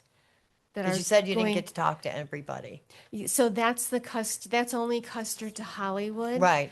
I'm sorry, I said Waterloo. I didn't mean to say that. Okay, could you repeat your question then, please? How Donna? many said they wanted to do school of 3. choice? That was it out of all of them. So how many were you unable to reach? We were unable to reach 9. And then as a follow-up, last week, we sent letters to the homes of those families. We did leave messages. So we did mail letters home, and we'll continue to try to reach those families. When is the last day that they would have an opportunity to do school of choice relating the redistricting? We would help them with honoring their choice of school. All the way up All until the the way start up. of school? Okay.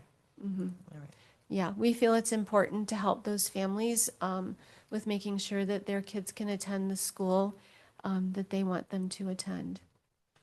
Terry, we had through the board briefs, I think there was 10 students that were transferring out to another district from Custer. And I think there was 2 transferring in, so I think there was a net decrease of 8 due to inter-district transferring.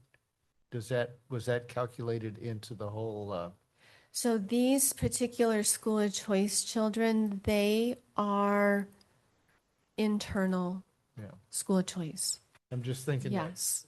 according to what was in the board briefs, there was already 8 students less going to Custer. I don't know what grades they were in, but I don't know off the top of my head, but all of these are internal school of choice, so they're not students that we would be losing to another district. They're going to be staying within the district.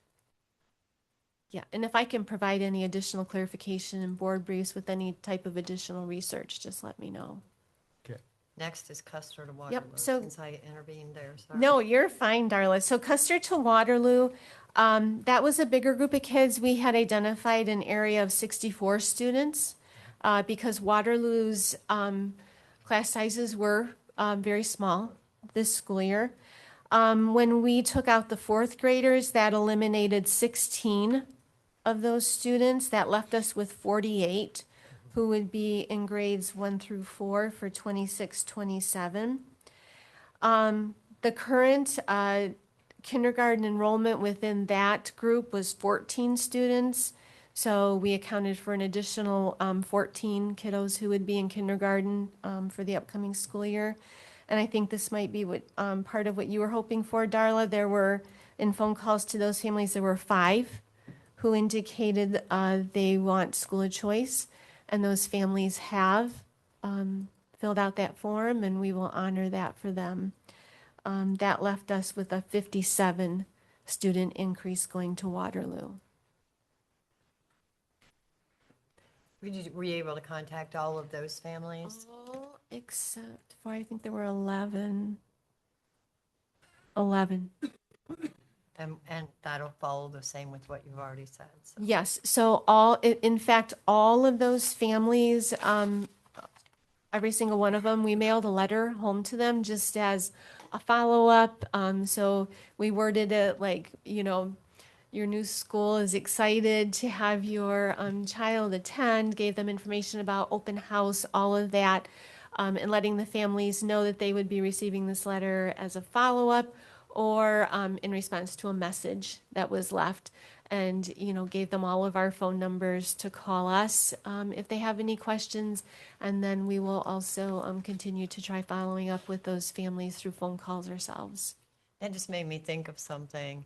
So was there any consideration for if there are, say, if that family had 2 students that went to Custer? I'm assuming both students moved. That was am I getting that right? Yes.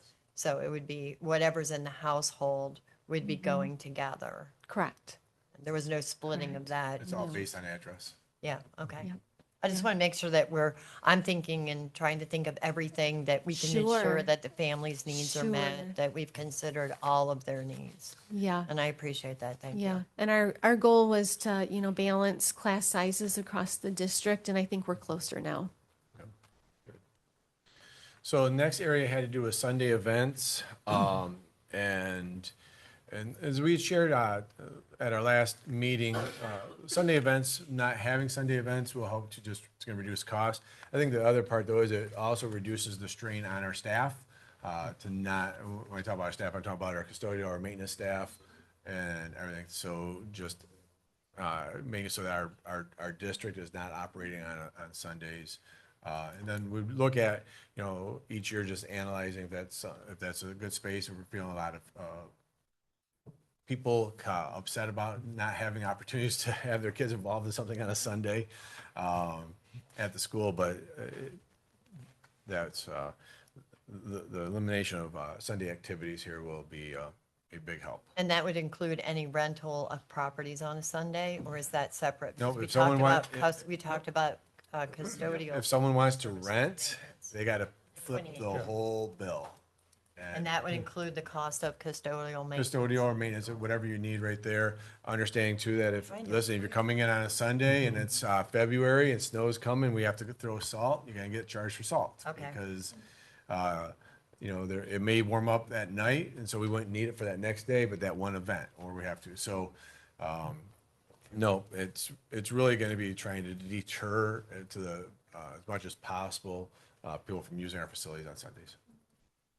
The other part, which had in there, had to do around childcare adjustments, and I think Paul has already kind of taken care of that one for us. Already addressed. Yep. So when, on the next question had to do with bus behaviors and reduction of safety monitors, all I'm asking out, we're asking out of our transportation department is to analyze each bus, each run, and reduce the hours. And because we have some buses, they don't need a safety monitor on there. When you think in terms of the mornings, generally a more peaceful time. So we're really asking them to just analyze that and make those hour reductions. At the same moment in time, remember too that even though the hours for a person, Gary, because you look like a beautiful safety monitor, and you might want, you know, to work both morning and afternoon, like, wow, I don't have the morning anymore. There's always opportunities as support staff inside of our buildings. That position will always be there, that if you need hours, that could happen. So, Like a lovely breakfast and lunches. there we go. So, but that's really giving that opportunity to Patty and her team to understand that number, she can keep safety monitors on every single bus, just bring down your number of hours. So it's an hours quantity. You can't drop them off in the middle of a route. Well, that's my point is, Right, you have to pick a route. They have to be on there for the. but they can, for example, I'm not needed until X time and the bus is going by this location. I get picked up there. I don't have to meet at Fenmore. If I may, Yes. we already have a practice of this when there are bus routes that are doing after school, Yep. like the SST extended day at the middle school or the high school after school. They will have a bus or a van pick up all the monitors that are not needed for the additional activities when they're at the high school or Custer. Or they'll pick a building based on time and need of those monitors, and they'll kind of convoy them back to Fenmore. That's something that we already do. And it is like at the end of a particular route, or vice versa. They will pick them up from another bus if they're needed for their afternoon. So I think I'm the one that's got the concern here because when we talk about the increase in behaviors, we talk about the need for more support staff for behaviors within the school. I just can't see a student saying, I'm getting on the bus, I'm going to behave until I get home, or I got up late and I'm tired, and a majority of the students aren't going to do anything because I just don't see how those two correlate. If there's higher behaviors at school, I can't see it being a decrease. And the reason they were put on was the safety of the students and the bus driver, so they didn't have to deal with whatever was going in the back of the bus. So I still, again, it's a safety thing that I just highlight. This might help you. How many of you have had or had a high schooler in your home? What time do the high schoolers like to wake up in the mornings? My kids got up when it's time to go to school. Super ready for school. That's like 5:30 a.m. That's a change. Okay, So, we're not allowed to be late for school. no, in our house. my point is, My middle schooler prefers to roll out of her bed about 5 minutes before she needs to be out of the bus. where I was going is that I wouldn't disagree with you. There's a big difference between a fourth grader, a second grader, and a high schooler on that bus. And there's even certain bus routes that we have in our school district where things occur. So I've just asked Patty to analyze each one, that not every single bus, every single minute needs to have a bus monitor. And that's it, is just look at those hours, look at what you need there, bring those numbers down. And like everything though, and this kind of goes back to what we've said before, is if we've seen a space where we've taken something too far and we need to build that back, you build that back. But our student behaviors have shifted, and they've shifted quite a bit this year on buses and classrooms. So this is just an ask out of her to just take and make that analyzation and make that happen. So that's still in red and spreadsheet? Is that more 'Cause yellow? It's more yellowish, yeah. That's what I just said. I'm like, it's It's still more- red and we're sitting here talking about it. I It's- thought red was off that's- limits. No, but- it's a happening. Yeah. Just to satisfy my memory because of my age. No. Didn't we get a great report last year about behavior on the buses? Didn't we? I mean, it was almost to the point of like, this is amazing. Yeah, our student. Wasn't it? Isn't that correct? Yeah, our bus behaviors, the student behaviors are much better. The busing is considerably better. But when I say that, that's why I said there's some buses that they'll always have a bus monitor. That's not gonna not happen.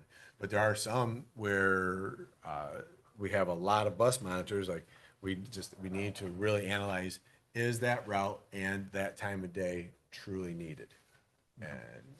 And like I've asked out of Patty too, is with her routing. So you've got to get more creative with it. We look at the baskets of our school district, and that we should, instead of having a bus going, all the way from Raisonville to the high school, we should be having a but basically a hub, like at Raisonville School, so that bus stops there, and when there's another one, circle around to take to the high school, and that other one goes back out.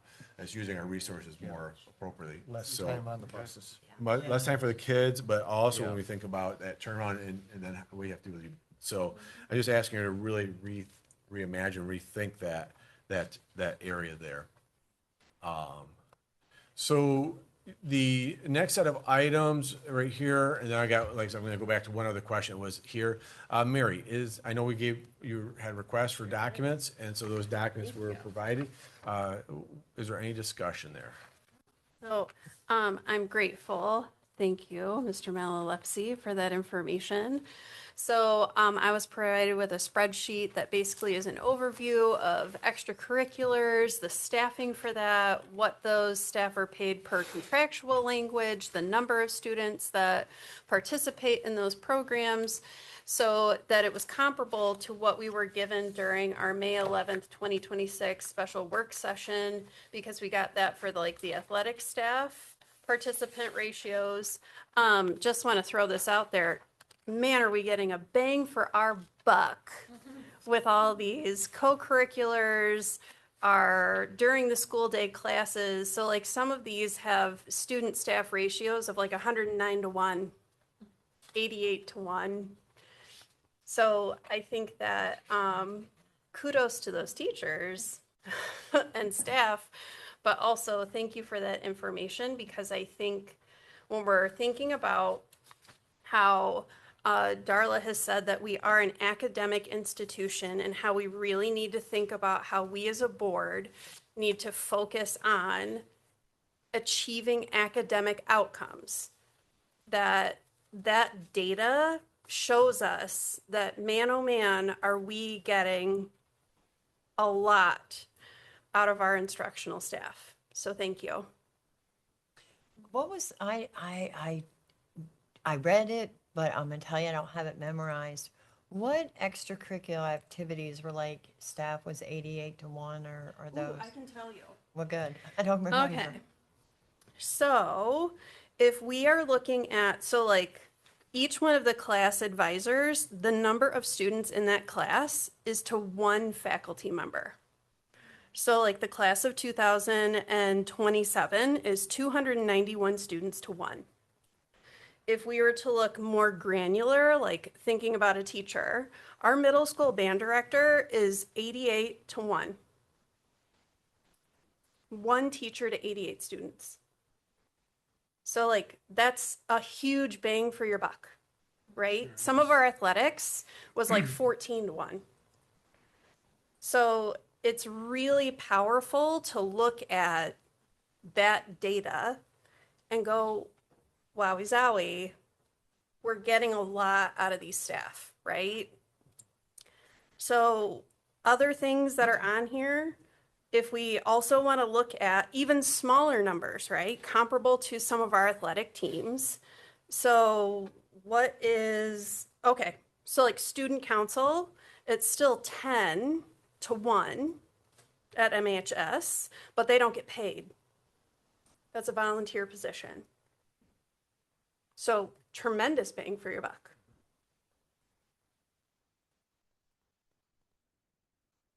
So does that make you think we need to reconsider a Schedule B compensation? So I'm not saying that. That was already, that was addressed in the last set of negotiations. Okay. Right. So I'm not saying that we need to like have a contract open or anything like that. What I'm just saying is a lot of these like co-curriculars, academic things that we're providing our students to help student achievement are either tremendous numbers of students to one staff member. It's minimal compensation or free. Helps keep kids in school too. Yep. Attendance. Thank you.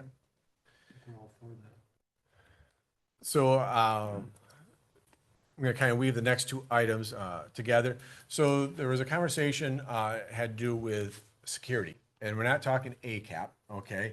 We're talking about our security company that we use at the middle school and at the high school. Brian made a statement, I appreciated this one, about it was something with distance, the barrier.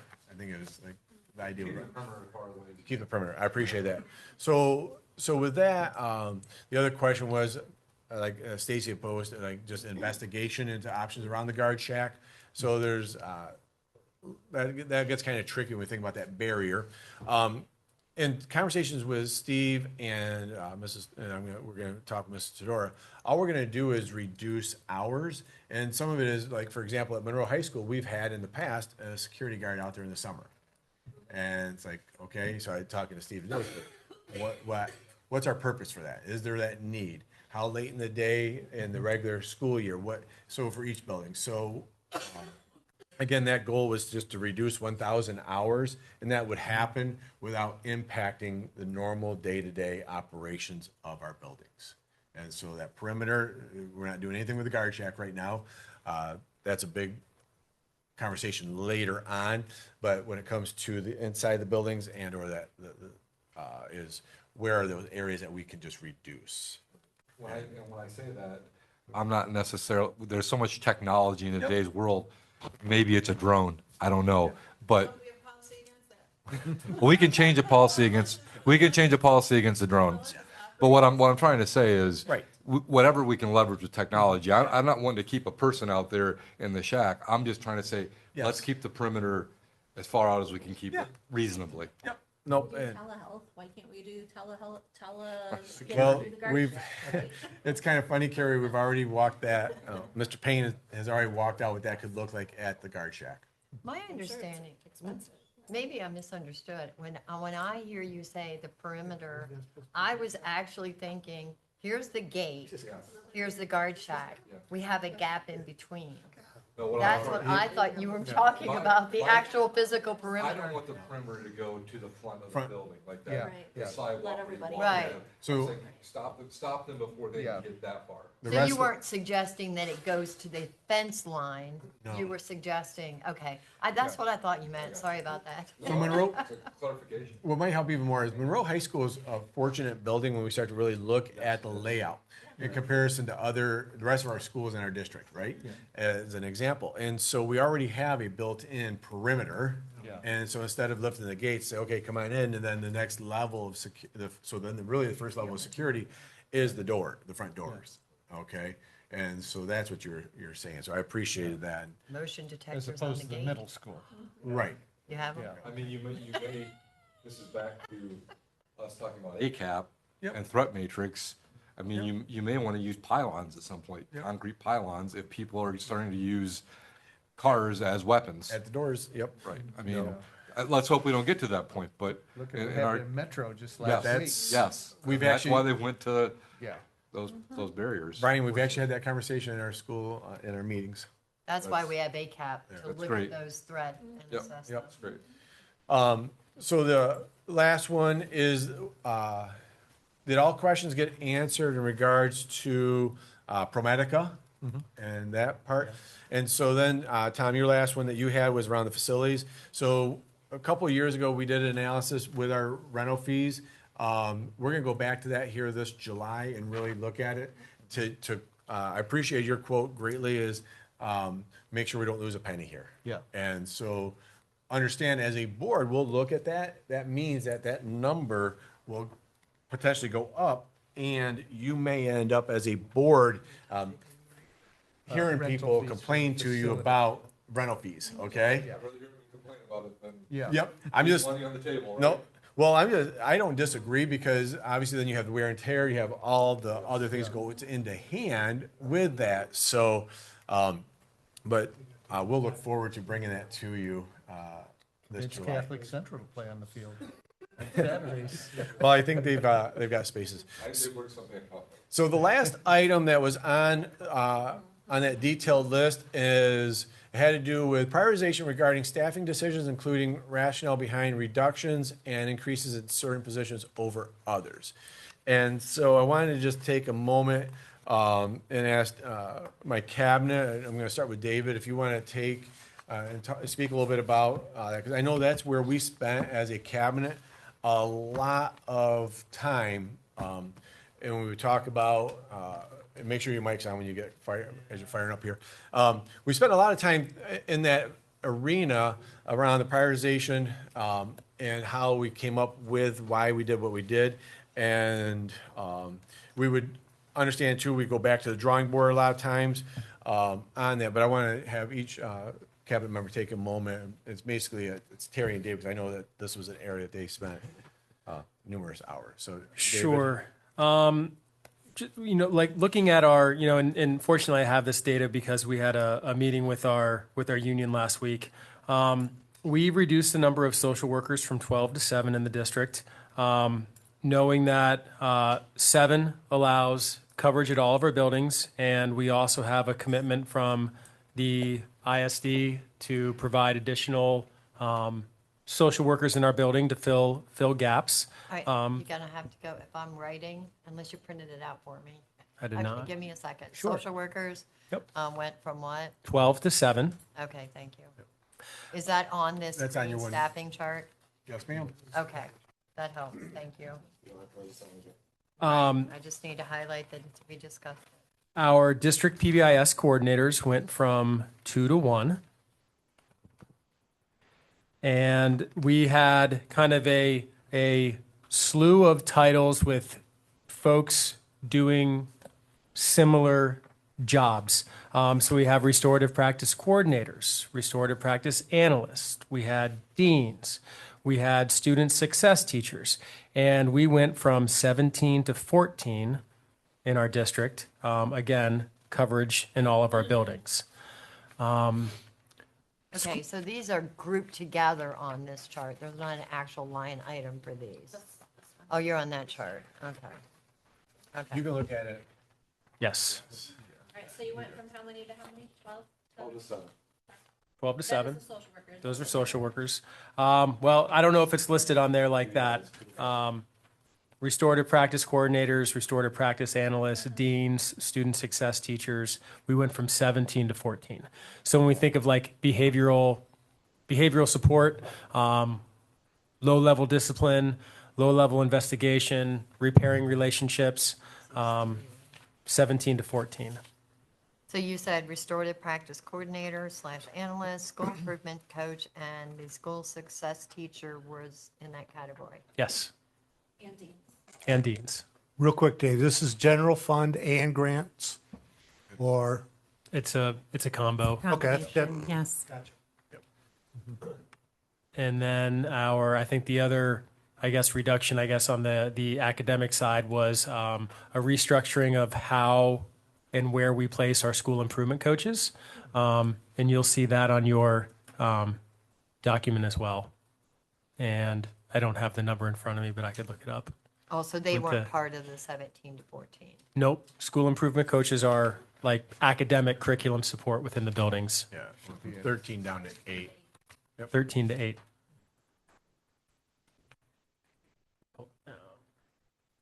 And that's all I had, those.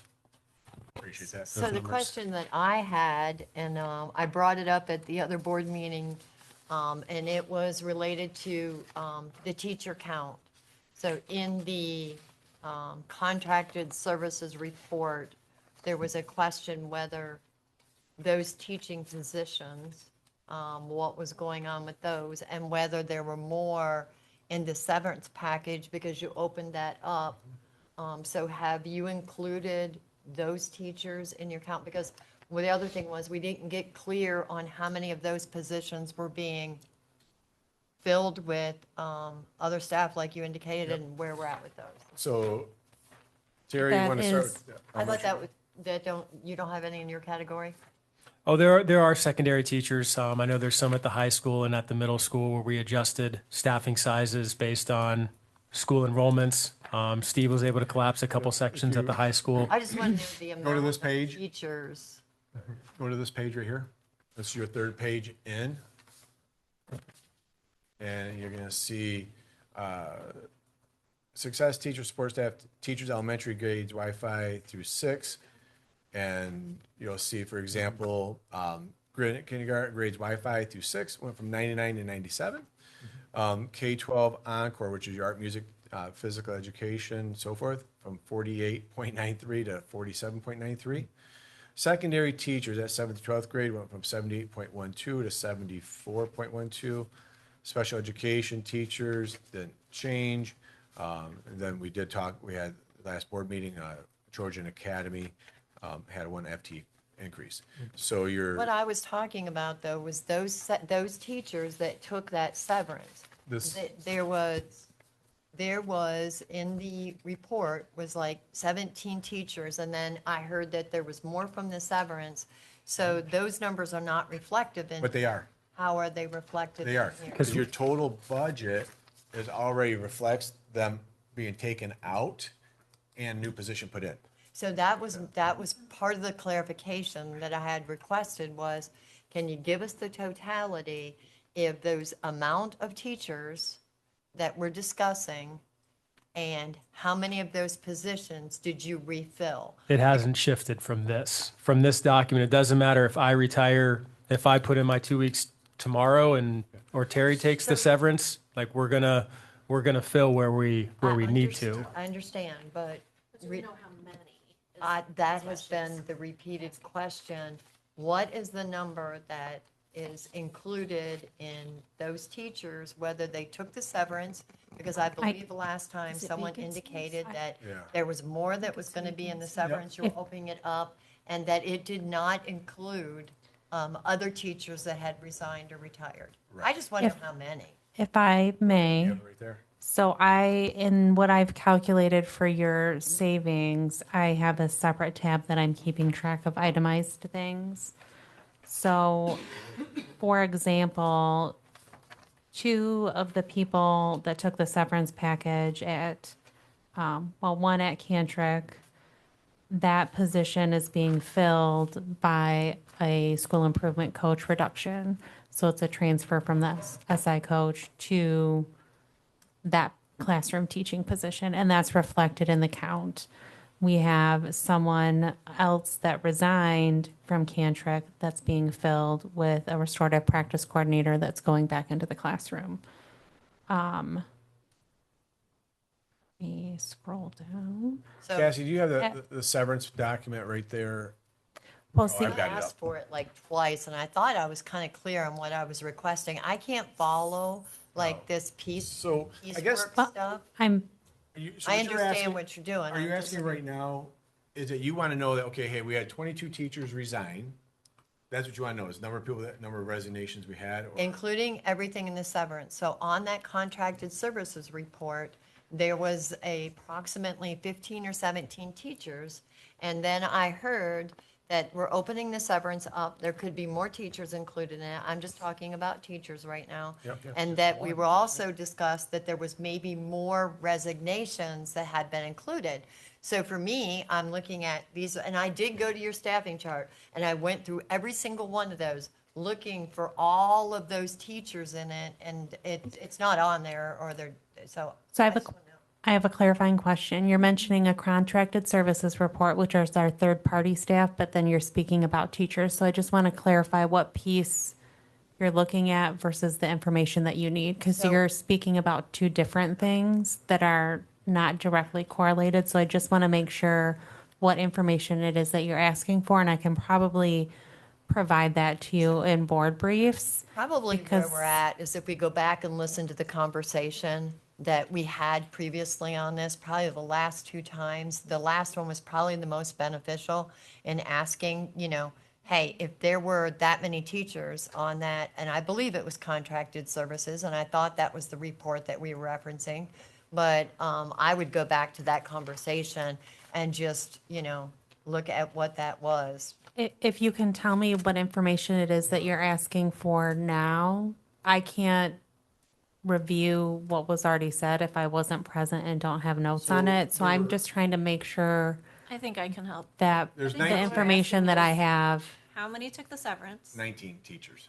19. How many of those 19 teachers are we filling their space back in? That goes back to that one document, Okay. okay? And then how many possible empty spots are we not filling where we're going to see Nope. savings to the district? So Or I think this would, Thank appreciate you. that clarity. If you go to, again, that's why we're living on this document right here.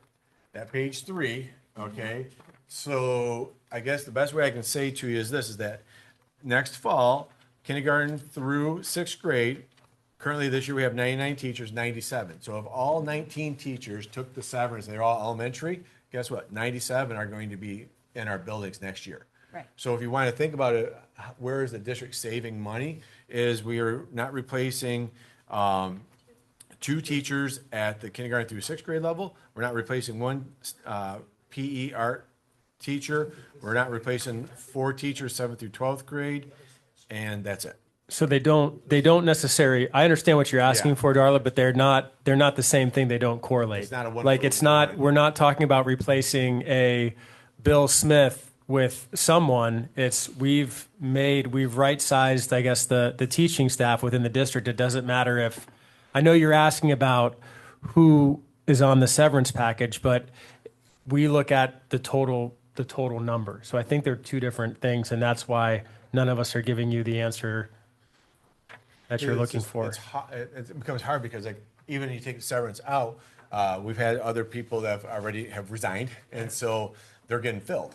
Just like, that's why I said, when you really want to know how many teachers will be at Monroe Public Schools next fall, 97 kindergarten through 6th grade, 47.9, and so forth. That's the So- number of teachers you So will the have. answer is, of all those positions that we saw that were teachers, that we were provided information on,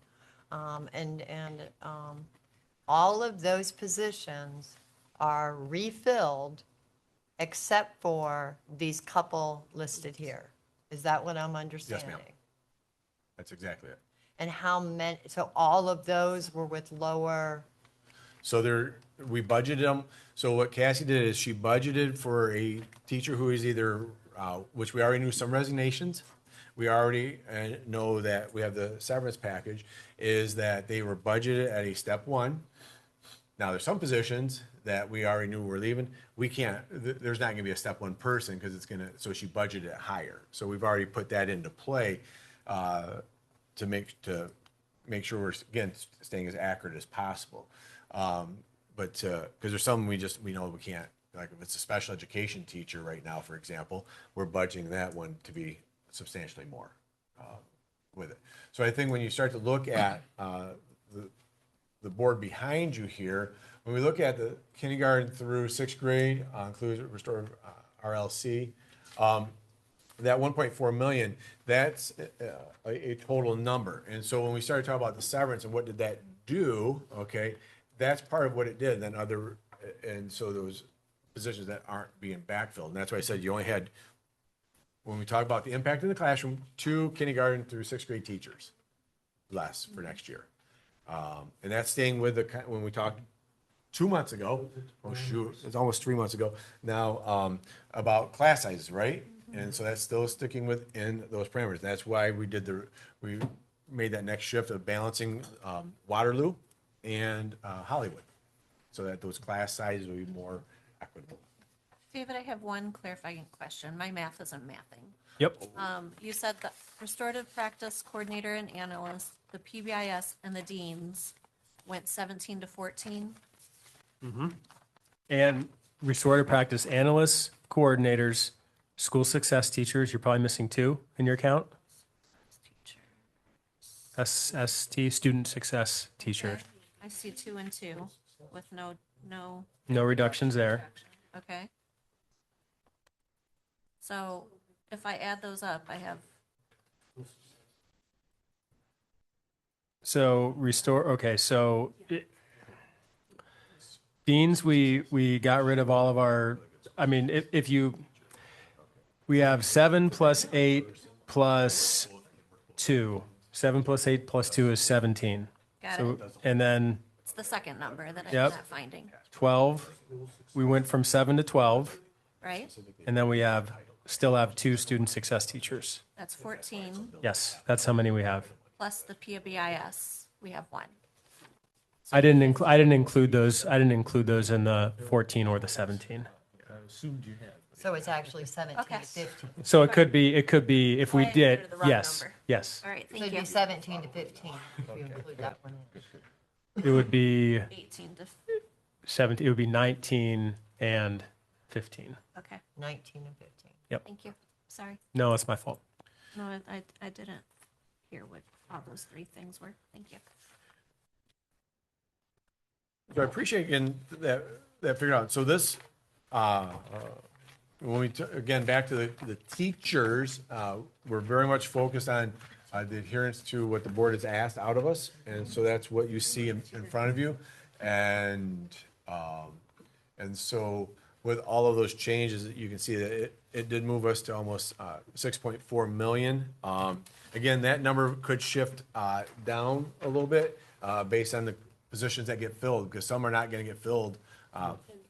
Well, going back to it, it may have to be a teacher of 5 or 6 years of experience, and all of a sudden that they're going to cost a little bit more. But Plus whatever we decide in HR. I forgot to ask a question related to the 1.4 million on staffing changes. If I recall, the severance package was going to, if we hit at 17, I believe it was 1.1 million cost. Yeah. And then, so So- where are we at with the so- cost of that? So that, I'm sorry if I may. Please. So that 1.4 number includes the first year cost payout of the first installment. So that's already reflected in that number as far as the cost of what we would be paying when I calculated. You don't know what that is off the top of your head? Not right this second. So when, If I take 21 by 20, that's, what, actually, if that might help a little bit more. My, 400 and something. the cabinet is like Andy, when we put that first document together that laid out the, what would you call that document? That we gave you about 2 months ago, 2.5 Oh, the months ago. flow chart? The flow, yeah, that flow Oh, chart, no, you okay? called it something else. Gantt chart, okay, the Gantt chart right there. They're like, Andy, it's killing us right here because the severance, generate X, right? And then each one, if you kind of go down through here, we kind of had to go, we knew it was going to generate savings, which it most definitely did because we didn't have to do layoffs. But what it did is it pulled all together. So you can see like in some areas, we went probably well above what we were anticipating that savings to be. And so to be able to put down right to that number, okay, the severance generated this much savings. I mean, can we sit down and calculate that? We can, but once we started really doing the work, we really had to get to this document that was more beneficial for us. And so we knew exactly what we were dealing with. Cassie, were you indicating it was probably about 400? If my mental math is correct, it'd be about Yeah. 400 and something. 21 people and they're getting 20,000 in year one, it's $420,000. Thank you. That was Yep. close to my mental math. Thank you. So with that, that's, we, as your cabinet, we believe we've gone through and did this work. We're in a position now where Cassie's diligently working on the revised budget for the end of this month and then the new budget. What we share with our staffs is really simple, is that we need to adhere to the plan, but know that it's very possible to our board that know that we, come this fall, once everything comes in, when I say everything comes in, I'm talking about as we say it, we see the eyes of our kids. That's a pretty important day right there, and the fall gets started. To we know what's coming in from the state. Those are two big variables right there for us to be able to make future decisions. So, but if there's a glaring area right early on that needs to be addressed, we're going to bring it back to you and say, okay, this area has to be addressed. And the best one I can give you is that we have all of a sudden 30 more kindergartners than what we expected, and we have to hire a staff member for that. That's what I'm talking about, glaring, okay? Now, the best thing to have at Monroe Public Schools with having 5 elementary buildings is that they are all divided out amongst those buildings evenly, and then we don't have to do that, but it never happens that way, as you know. I think some of the things that stick out to me is one of the questions was the staffing. It's on the chart. Oh, here it is. It was positions and decisions regarding that. But I also look at decisions on some of the other stuff, like Stacy's question was there necessity for maintaining the clinic as it was written here? Yep. Yeah. And so I believe they indicated that's approximately right now costing us $128,000, and they don't have a price point for which they think they're going to be able to meet that, but then we're reducing ACAP by 25. Like, that seems like that would be a place we could reduce and whatnot. So some of those decisions just kind of play in my mind, because I think, where I prioritize things, I'm not saying health isn't important, but, I just don't want to see the numbers for safety change and something happen. and Well, that's what I said. It Next looks week like when we I were meet, trying to make a buck. because that was, you brought that up, Darla, is that when I do meet with Anthony next week, that is a major part of our conversation we just had here tonight. And so there may be adjustments made. I think what stuck out to me that might help with ProMedica was the percentage of students that are on Medicare. Yeah. Okay, I'm sorry, Medicaid. Medicaid. Right. I always forget about, we care for our elderly and, Right. okay, that's how I had to remember for Yeah, that. just stick with that. Okay, I'm gonna stay there. Yeah.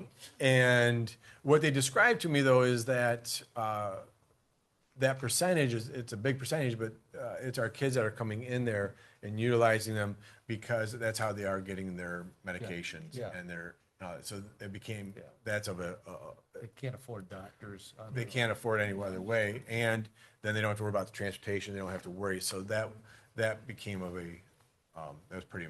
But that's the difference between how many students are using it, not how many visits, because over the year, one student could be using it for 100 visits. So there's a difference. That's why I kind of ask about billable hours, and we ask about those totality of it, because even though it's I think individual numbers would be helpful on the visits. And that's one of the things that I'm It's going to ask possible. Dr. Schenk to give us is when they start to kind of dig into that study on the absenteeism, is though unduplicated. And that's what when we start to look at for the state of Michigan, we report suspensions. I think they ask for unduplicated. right. And Yeah, a Pareto chart of, how many students use it 5 times a year, how many students use it once a year. That would be kind of helpful. That helps show you value. Yeah. There were in the agenda packet for tomorrow's meeting, there were 4 social and emotional support team members that were listed as laid off, and then 2 technology. Do we expect any more layoffs? Is that all of it? We didn't have to lay off any educational staff? no educational staff. No educational staff.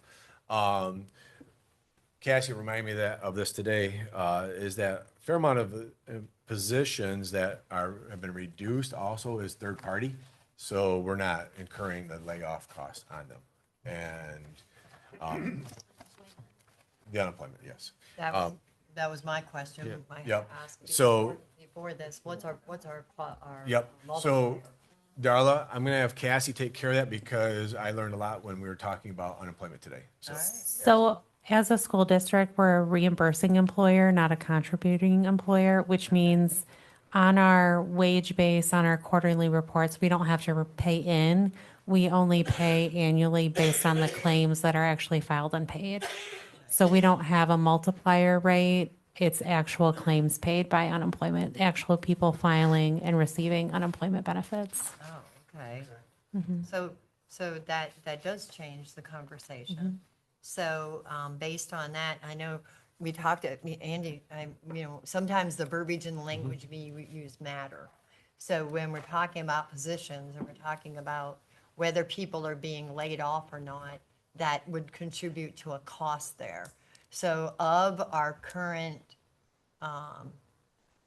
changes, did we add anybody, and that might have been your question, to the layoff that we currently pay?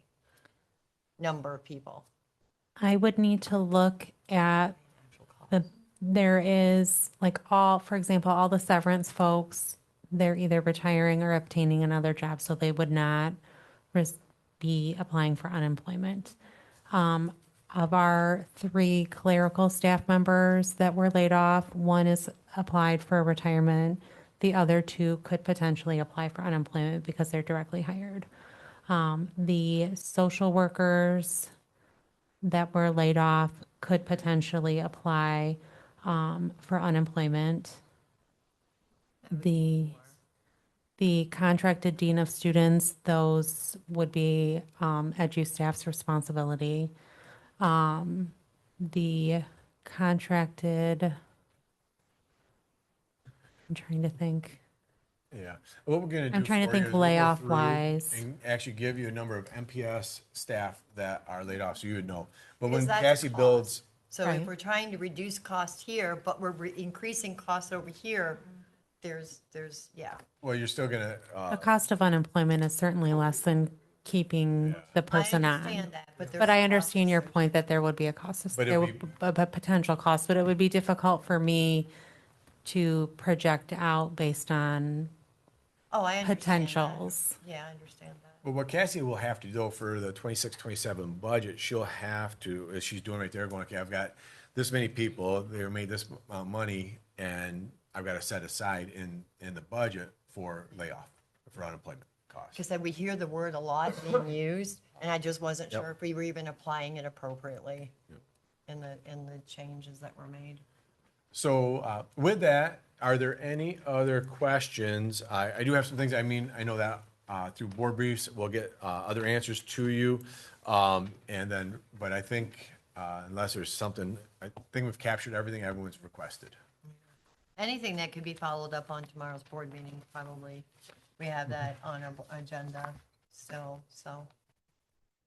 I don't know how much. We will do the best. Yeah, I just don't See, know how tomorrow. complicated any of that. Some of it's not hard. And the vote for the final budget is, The 23rd of this month. 23rd. thank you. On the 22nd, was it 22nd or just the 23rd?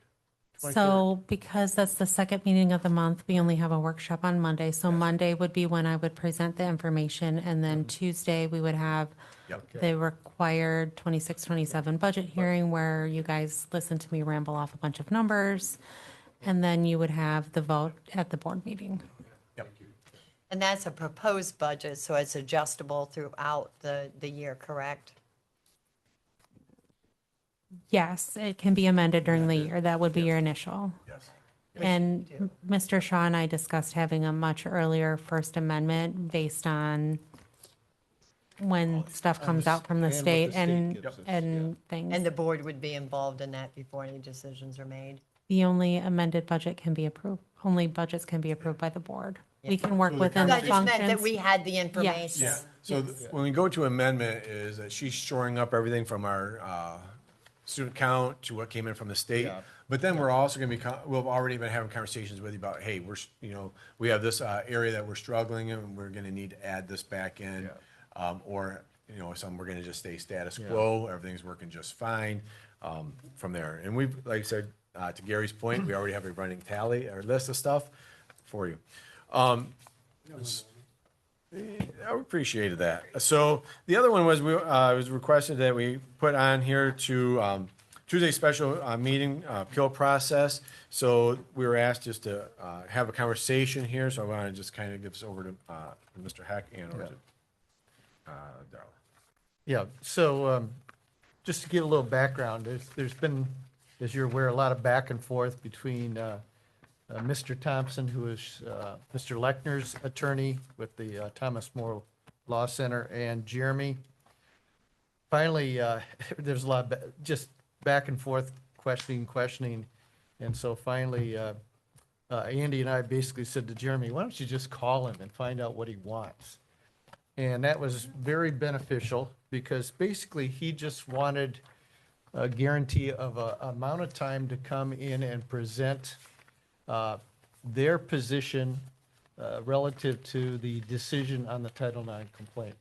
So we set up the agenda for what would have been the work session tomorrow to be the special board meeting in which basically they're going to come in and present their side of the story.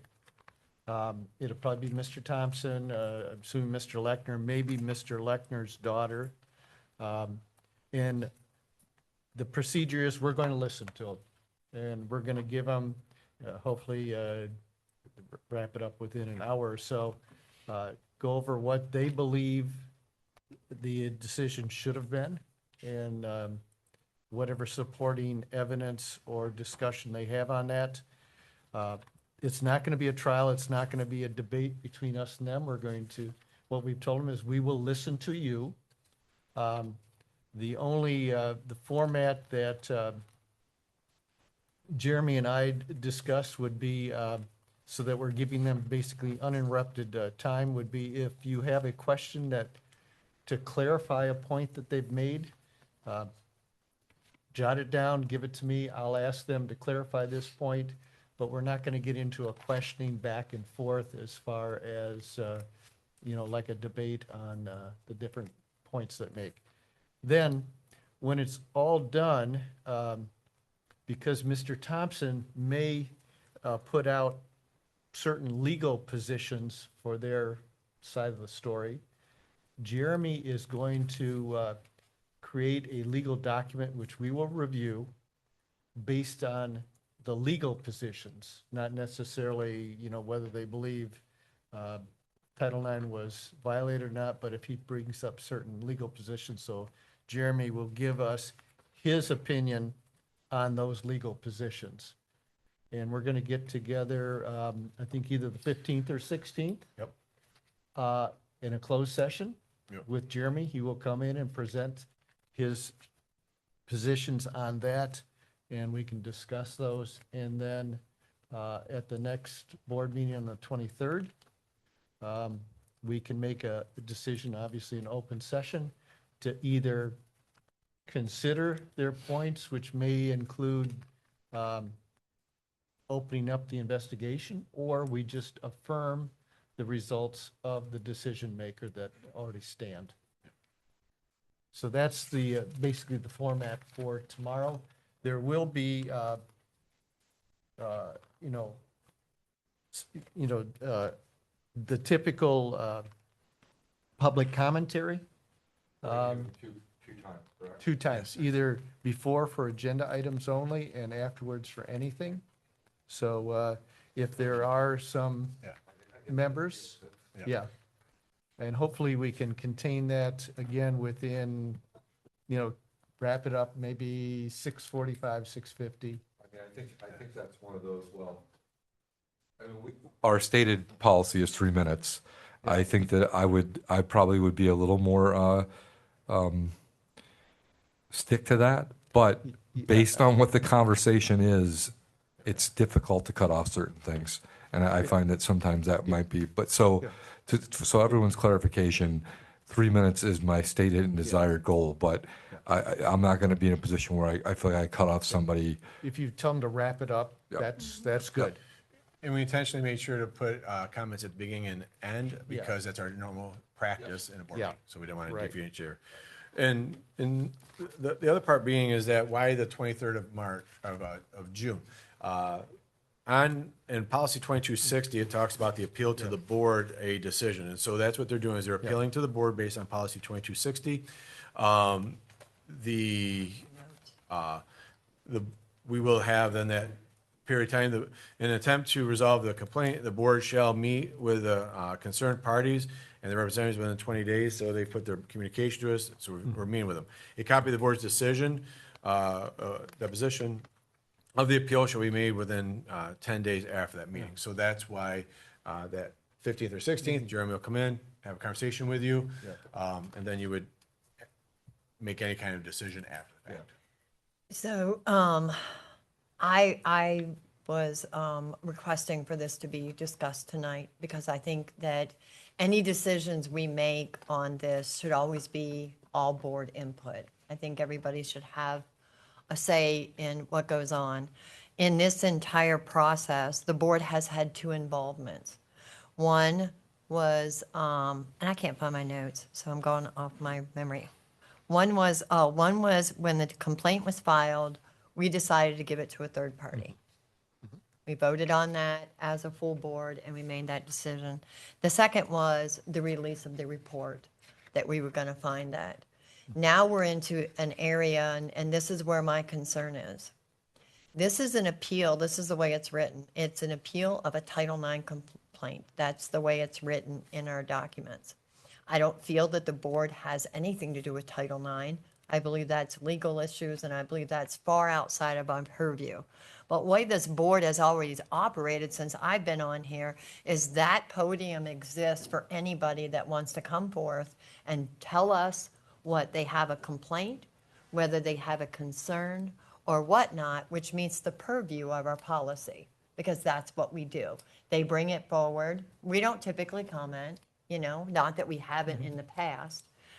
There has been latitude given during that 3-minute public commentary time for multiple people. I know board staff members have been getting lots of latitude on how that they can address that time when some topics came up. 5-6 building, I think if we go back and look at the meeting agendas, 5-6 building, there was a lot of people that we just let them talk forever, how long they talk. So I believe in this case, yes, everybody deserves to be heard. Part of our process is people deserve to be heard. What I don't agree with is all the discussion about them presenting a legal position to this board, to our attorney drawing up a legal position on our behalf, and then having us vote on it. I think anything that's legal should be handled with the legal. I think if you want to hear and you want to tell me and you want to tell us on a board, we don't like the way you followed that policy, we don't like the way you handled your staffing, we don't like the way you did this, we don't like the way you did that, that's our job. We're here to hear any of those things. And I know as a board, we would all welcome that. But when it starts getting into legal stuff, I think we're stepping our toes in places that I know I don't want to be called up in court because I've entered my opinion into a legal matter for something that I don't believe I have a purview for. So, like I said, we've handled this. We've let the administration handle this all up until this point. The only two involvements, the whole board had a say. And so I'm going to stop talking. It doesn't mean I'm done on this subject, but I am going to stop talking because I want to hear from you all. That's why we're doing this tonight. Or do you want to start down here, Tom? Well, Oh, go ahead. let me read from, Clarify. policy 2260. A complainant or respondent who is dissatisfied with the final decision of the superintendent may appeal through a signed written statement to the board within 5 days of the receipt. The board, in an attempt to resolve the complaint, the board shall meet with the concerned parties and their representatives within 20 days of the receipt. And a copy of the board's disposition of the appeal shall be sent to each concerned party within 10 days. So, Which is what we do. and the decision of the board will be final. So they're coming in to give their side of the story and why they think the decision of the decision maker is wrong. We will listen to that. And then Jeremy, again, specifically, he's not going to tell us, I guess we need to decide on whether it's a Title IX complaint or not based on what the decision maker has given us, the report. What Jeremy is just going to give is his opinion on is if Mr. Thompson, in tomorrow's discussion, raises other legal issues that may have not been covered. And that's why you have a lawyer, so you can explain, is this a valid legal issue or not? Or give us his opinion on that. But at the end of the day, we as a board will, based on the report we have from the decision maker and whatever Jeremy needs to add to that, whether we think Mr. Lechner and Mr. Thompson have some valid issues that we need to maybe readdress, whether it's opening the investigation or just interviewing somebody else. Or we just say, we think everything's been covered and we think we agree with the decision maker and we reaffirm that. And then it's then it's final. At that point, the decision is final according to 2260. Tom, can you explain to me, I keep missing one point about, keep using the term an appeal. Okay, let's just pretend for a second that I totally disagree with everything the report said. Just pretend. What am I supposed to change? There's nothing I can change. Right. I don't have the ability to take the words out of the mouth of the people that did the investigation. There's Well- nothing for me to change. Then we just affirm that we basically concur and affirm that decision from the decision maker. And that basically is our response to their quote-unquote appeal. It's basically denied. That's one of my issues. Yeah. When you say quote unquote appeal, Well- we heard from Jeremy Yeah. that we never had an official appeal. And then somehow along the line, Well- this became an official appeal. Well, we've received in writing from them, and you've seen the complainant, they are dissatisfied. Basically, and again, our policy is a little bit lacking, so Yeah, let's yeah. understand that. That's fine. It doesn't say there's any specific document that they have to give to It us. says I have to put it in writing. Yeah, in which they've sent via email, they've said, we're dissatisfied with the But then decision. at one point, they said, unless you give us these documents, I have no reason to come and participate. So I don't know what happened. So I'm missing gaps. There's gaps Yeah. that I'm missing. There was a lot of back and forth. What they kind of said, we want to do this, this, and this, and it was a lot of lawyerese back and forth till Okay. Jeremy finally called him Okay. and said, what are you really asking for? Okay. And that's when Mr. Thompson said, well, we just want to come in and provide our side of the story. So basically, they're, in my opinion, this is a PR presentation. Well- In my opinion, that's what we're saying. But it Because- involves legal stuff. Right, but wait, but, It could, Mr. Thompson certainly has vested interest. yes, Yes, Right. there's no doubt about that. without us being able, so my question has always been, when you look at the flow for an appeal, Yeah. it talks about a new decision maker. Who is the new decision maker? No, you're- We aren't a decision No, maker. No, you're referring to a different policy. That's not in policy 2260. But when they sent the request for Yeah. the appeal presentation, whatever, Yeah. they did not like that we went with a third party for our investigation. Yeah. And now if we reopen the investigation, now we have to get another third party to Well, get that why would same. we- I wouldn't jump out that far. No, no, no. But I'm trying to understand in an appeal. Yeah. It discusses new decision And if- maker. Right. If Jeremy he's- can't be a new decision Let's hear maker. Right. Carrie, Go ahead. And if, Carrie's thing. if Lechner's gonna have his attorney here and our attorney is Jeremy, shouldn't we be giving Jeremy our questions to ask him rather than Tom? So, go ahead. Well, we did discuss that. Jeremy is going to explain the process tomorrow. I think we went back and forth of whether Jeremy would ask the questions or I would, and he felt it was more appropriate for the president of the board to ask the questions. Because the appeal is being addressed to the board, not to our legal people. So I want to go back to the appeal discussion. When we got that letter, are we, no, whenever anybody's ready. Sorry. I want to make sure. We're all having our own conversation. Yeah, Yeah. I want to hear what everybody has to say, so I don't want to, I don't want to talk while you're talking. No, we just, I Yeah, just feel like we're at an unfair advantage right. if We we're are- representing ourselves when We- we have we- an attorney here. we are an unfair advantage because, because I agree with Brian. We're being put, we're having a target put on our back over something we have absolutely no control over. Exactly. We only make your decision. And Exactly. even Tom being our speaker allows us to open that up. Yes, You know, that's my concern, is we Mm-hmm. have an attorney, he'll have his attorney, we should have those attorneys Deal with it. be the spokespersons, rather than opening ourselves up to further liability. what I honestly feel about this whole situation, it's not even so much what happened. This whole thing has turned political.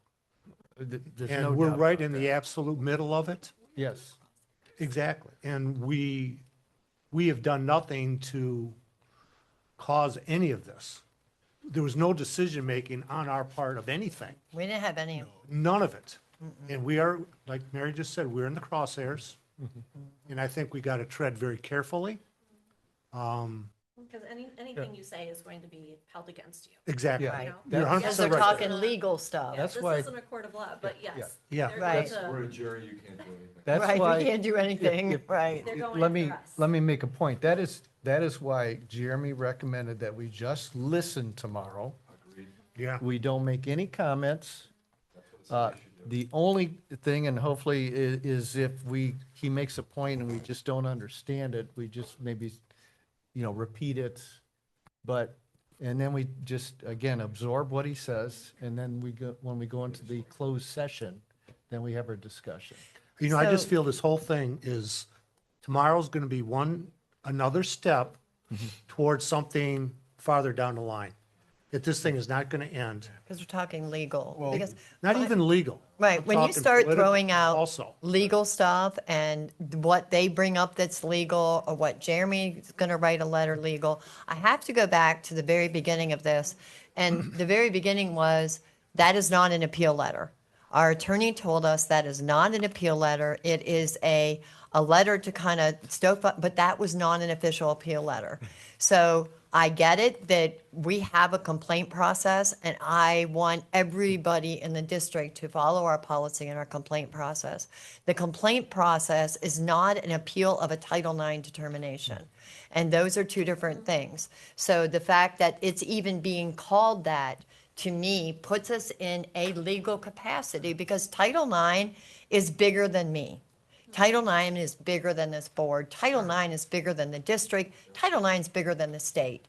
So for me to think that I have any authority of anything related to a Title IX decision just puts me in the very wrong purview. It's not my thing.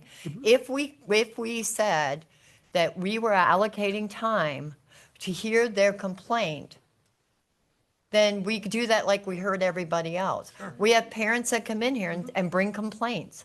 We have people that come in here and say, I don't like your policy, I don't like this. We have a complaint procedure for which they come in, they use that podium, and they share your complaint.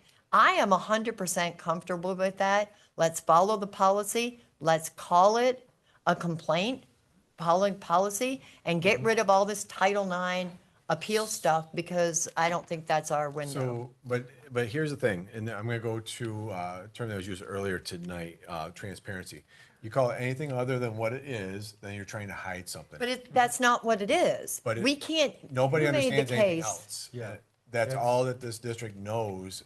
Everything that's been in the press is It's identified it as Title identified as IX. that. And Yeah. so that's the rationale. Changing the verbiage, yeah, But that's- makes it look like we're. No, we're hiding. not, I am not trying to cover anything up, and I really take a little bit of an insinuation No, that no, that no, was there's the no suggestion. insinuation there. There was no appeal. We were told that there was no appeal letter that was written. This is a Title IX determination appeal. To Gary's point, how do we belong in that? This was something we put out to a third party, and if they don't like the decision of the third party, when they come in here on the complaint procedure, they can tell us, we would like you to reinvestigate this. What would we do? We're not going to investigate it. Right, it goes to a different decision maker. And if they bring that up and that's what they want, we're not gonna investigate this. I don't want, I don't want us being involved in anything legal. I don't have any legal background. Me And, neither. I have none. Right, But common sense tells me if this is a Title IX complaint, which it is, if there's going to be an appeal process, it should be through the judicial system and not through a local school board. I agree. Please tell me if I'm wrong. No, I It's the agree. Office of Civil Rights or Right. a Yes. lawsuit. Those are the Yes. places you go with those things. Right. We That- have no authority to do anything. No. Again, that could be their next step. If they're not satisfied. Sure. They certainly can take different legal paths. Yes. But based on what But- you just said, Gary, and that is a very good point, that's where you go. You don't come to a local school board and say, gosh, we disagree with what your independent investigator, which is a legal finding, came up with on a Title IX. See, this is where I disagree. They do have to come to us first Yeah. before they can go to the next step. But they have to And they come- will go to the next step. But they have to come follow our complaint procedure, which means they lay Sure. it out. Agreed. But we aren't an appeal. No, we're not. And that's my issue. We But they- shouldn't call this an appeal of Title IX. We're not. They are. No, we are. We put it on our Well, agenda as That's that. because that's what they call it. That's what they call But it. we don't have to call it that on our board No, I agenda. agree with you as far as the complaint thing is. Yeah. But yes, they have to do this as That part of part. their process to go to the next step. But we which don't they have will to go to call That's it, in our policy as well. Exactly. but we don't have to call it an appeal of a Title IX determination. That's where I think we go a step way too far. If Jeremy wants to sit in all of our meetings and look at any legal repercussions of anything, he used to be at our meetings a lot more than he is now. So he's always had the ability to sit in on anything that he thought could rise to the factor of having any kind of legal repercussions for the school. So them coming in, I agree with you, Gary, we need to hear from them. But we're not a Title IX No. determination, Well- and that's my issue. I would like that. Yeah. I would like it to follow the policy as a complaint and Well- list it that way. Understand one thing. The report from from O'Reilly, Mr. Denault, the report that we've received from him and that they have, Sean and his lawyer, specifically, it says alleged Title IX violation. And that's why they're coming in to appeal that, because this is the report that they're basing that on. We Period. can't, we are not What an is the appellate policy court. number, Tom? 2260. I would be more comfortable with appeal of policy 2260 Right, than I would be saying it's a Title IX. Right. It's really talking about policy. right, Valid point, Brian. right. Well, that's certainly a valid thing. I mean, understand. I think we would be less exposed possibly if we're talking about an actual policy as opposed to Title IX. Once again, when we say Title IX, it's federal Right. law. But again, it's a Title IX complaint against the district, Monroe Public School District. Yeah. I think. No, you're I referencing think the we're policy. hashing verbiage, But that's what they do, they hash verbiage. yeah. And, I feel that's their main priority Yeah. in coming here is because one of us is gonna say something stupid. yes, And that's why we, That's what they're waiting that's for. wasting. I'm sorry. That's but what we that's- have, we have that's shock what they're controls coming. on our agenda. But to the point that Tom, you brought up, all of it was related to the policy. So if they're appealing through our policy procedure, they can tell us what concerns they have related to anything we of the board can decide. The only thing we cannot decide is whether there is a Title IX violation. That is outside our purview. We cannot decide that. All we're deciding is whether the report from Mr. Janelle, if we affirm it, or whether it's not, call it not adequate. And that will be done by our district attorney. Then We're why don't not- they just go through the attorney and we'll handle No, it 'cause- through our 'cause procedure? 2260 says they come to us. I understand that. Let's do what these guys are suggesting and have them come in and talk under that and let Jeremy handle all the legalese of the Title Well, IX. That's But I what feel like they're they- coming in tomorrow. I feel like the 2260 doesn't even apply because they already sent their complaint to us. They already demanded that we investigate this. That's right. Like, Which we did. the 2260 would be bring the complaint to us first. They did, yeah. And But- we did In an this setting. investigation. And the decision, and we sent it out to a third party, which 2260 allows us to do. And now, 2260 still has the other steps you're talking about. and they have an appeal process in 2260. They have a bill process in 2260. Yeah. So it's still about policy 2260. Right. Right, but that's not, again, they're not appealing policy 2260. They're appealing Mr. Denault's report, which is specifically Title IX. They're using 2260 as a tool Yeah. to bring this in front of the board. Yeah. Okay, two things, and I'm gonna ruffle some feathers.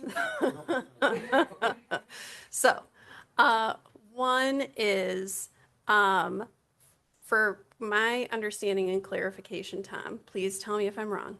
We as a board, we are not responding to anything that is happening in tomorrow's special board meeting. Right. That all questions, all comments, all everything are being written down and passed. No comments. No comments, just questions. Just a question. Clarifying clarifying questions. Clarifying questions Yeah. are being written down and passed to you. And then those questions will then, those clarifying questions will be posed. And that is it. That's it. Okay, great. Understood. Thank you. Second is, so to ruffle some feathers, let's pretend that this wasn't a Title IX case. Let's pretend that this was an expelled student coming to appeal their expulsion. Would we be up in arms about that right now? No. So that's how this policy cuts both ways, right? That the reason that we have appeals processes is so that people have their time in front of the board to state what they need to state. I know that Title IX is uncomfortable. I know that lawyers, it's their world. I agree with you, Darla. We are not the experts in litigating Title IX. However, we're not litigating Title IX. They're here to say what they need to say. And then lawyers are going to lawyer. And then based on what lawyers are going to say, we as a board are then going to follow our policy and say like, yes, based on the information provided to us by official lawyer people, yes, we support our original statements, or we see that there's an area that we can reopen, fill in the blank, whatever, by passing a vote, not actually making comments. Well, we will, not tomorrow night, we will, on the Right. 23rd, Yes. we would need a motion in open session. But during that, because of the Robert's rules, there will be discussion. Yeah. I think the two parts, in that is, yes, you're right. Any complaints have come before the board, they've come through that podium, and they've come through public comments. And that is the ability for anybody to come to the board. So, yes, we've always handled them that way. We've always dealt with it that way. This is being dealt with differently, and we need to recognize that. It's not being dealt with the way we've dealt with any kind of complaint that's ever come before the board. So that is the difference of that. The other difference with this is they were talking about legal positions. So I believe the conversation was, if they bring up legal positions during their present to us, then Jeremy needs to take action on those. Then Jeremy is going to write a legal position in response to that, because that's what it said, legal position, and you all just said Let it me- here let me again fix from that. Jeremy. And then, I just want to finish my point here. Then that legal position would be brought to the board. Now, that's the way it's been written in the documents, that's the way it's been explained. And every single piece of that relates to one topic, the appeal of the Title IX decision. And there's where I think the disconnect is. You're right, Mary, follow the process we always did, but for some reason, this one isn't. So And what it's you- not because we're uncomfortable. No. It's because someone set it up differently. So. And there's my issue. So what you have is in order for the Board of Education to have a conversation in closed session, you have to have an attorney-client privilege letter, okay, an opinion. So all Jeremy is going to do after tomorrow night is write a letter of opinion of what was presented. That opinion is all he's presenting. That's not, that's a attorney-client privilege letter. It's nothing gets used anywhere else. That's all it is, an opinion on what he heard said to then advise you as the board the outcome or that point. That's all it is. From there, then you would make decisions based off of what he had to say from that. So that's when we get into like an legal opinion, that's all it is. What Just he has a to say mechanism. plus what we hear. Yep, that's all it is. Yeah. What we're trying to do when Tom and I talked was after tomorrow night, we want to make sure that he is giving an opinion on what you also heard. So when we put in there like, hey, you're going to get an email that says these were the 5 points that we captured that he needs to give an opinion on. Is there anything that was missed? Because we don't want to have all of a sudden you have an expectation of something else and it's not being brought to you. Okay, so that was the review. So based on what I'm hearing, the suggestion to handle this in the way we've handled every other complaint procedure in the past is going to be handled the way that you all decided the way it's going to be handled. And my hope is that through this board discussion, I think that there is differing views on the usage of the appeal of the Title IX determination as the reason that we're meeting. I would like to meet and hear their concerns like every other every other person in our district does. But I don't understand why you're saying we're handling this according to 2260. That's how we're doing it. But did we have to have a special board meeting to do that? Or could they have come during public commentary? right, that's my They point. don't want to be limited to 3 minutes. If they're going to, an appeal process is, it's more of a lengthy discussion. You can't appeal something with a 3-minute discussion. I understand, but I mean, we could have been a little more lenient There- with that Well, and. There's nothing in here that basically says, 3 minutes or whatever. But we It- also have it- the ability it- of a The board. way, if you read into it, it is a full meeting with the board to go through the appeal process. I can just tell you right now, I don't feel comfortable and I will not say a word. I will listen to what he has to say, And- but. And that's what I would, Lips are zipped. Can I- that's what I Well, here's what encourage my everybody concern comes to in. do.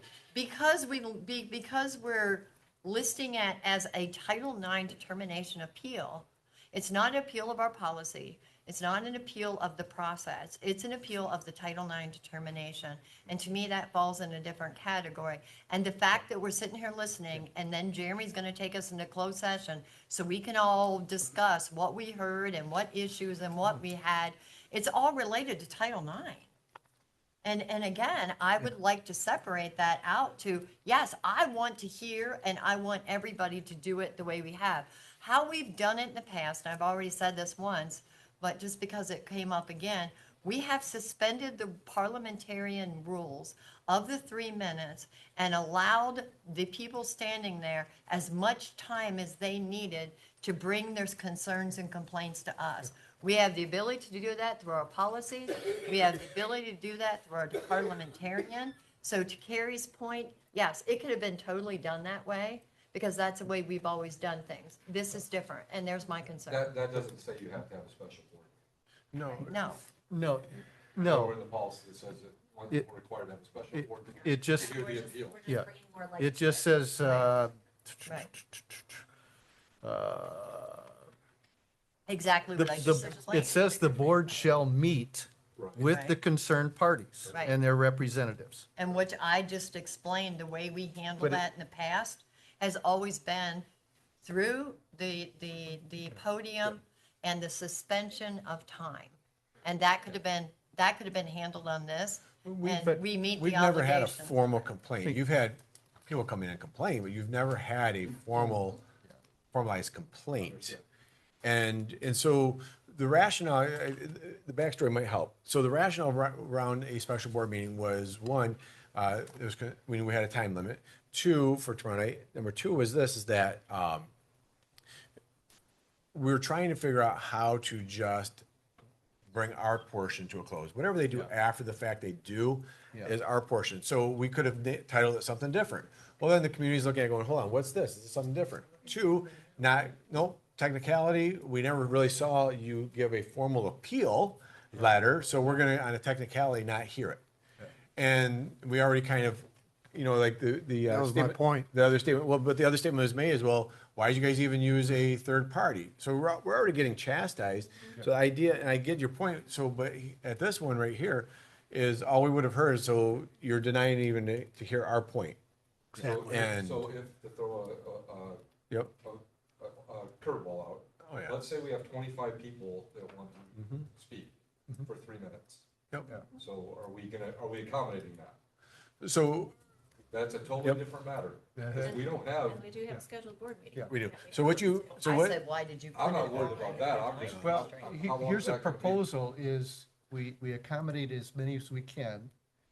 And then the ones we can't accommodate in the special board meeting, we put into the regular board. Okay, okay, That way we can hold our time frame. okay. So why don't we just schedule this and keep our work session We're, and schedule this on a Thursday and have all the time that everybody needs and has all the consideration for all the parties involved and. So it was intentionally put on tomorrow night because, well, timeframe was one, but the other part became is that, we already knew that all of you were gonna make it tomorrow night. It just made it, It just puts the time constraint on it. Kyle, for a suggestion about this whole I thing? know you disagree with me, and I respect the fact that we have disagreeing opinions, but that doesn't mean that our opinions don't matter, because they do. And I think if this decision would have included the whole board before it got this far, I think that you may have more board members that are comfortable with the decisions that were made regarding this. We didn't have input. We had input into the 2 decisions that were made. We made 2 decisions and 2 decisions only. We had no input on anything else related to this.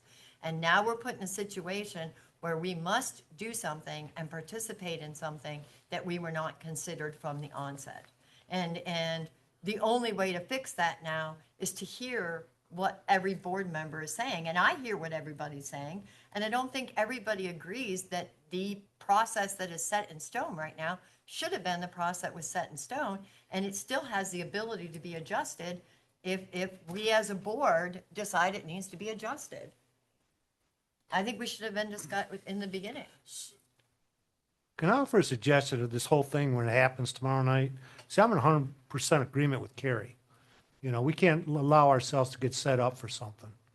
And to take it to the next step, I don't believe I want to say anything.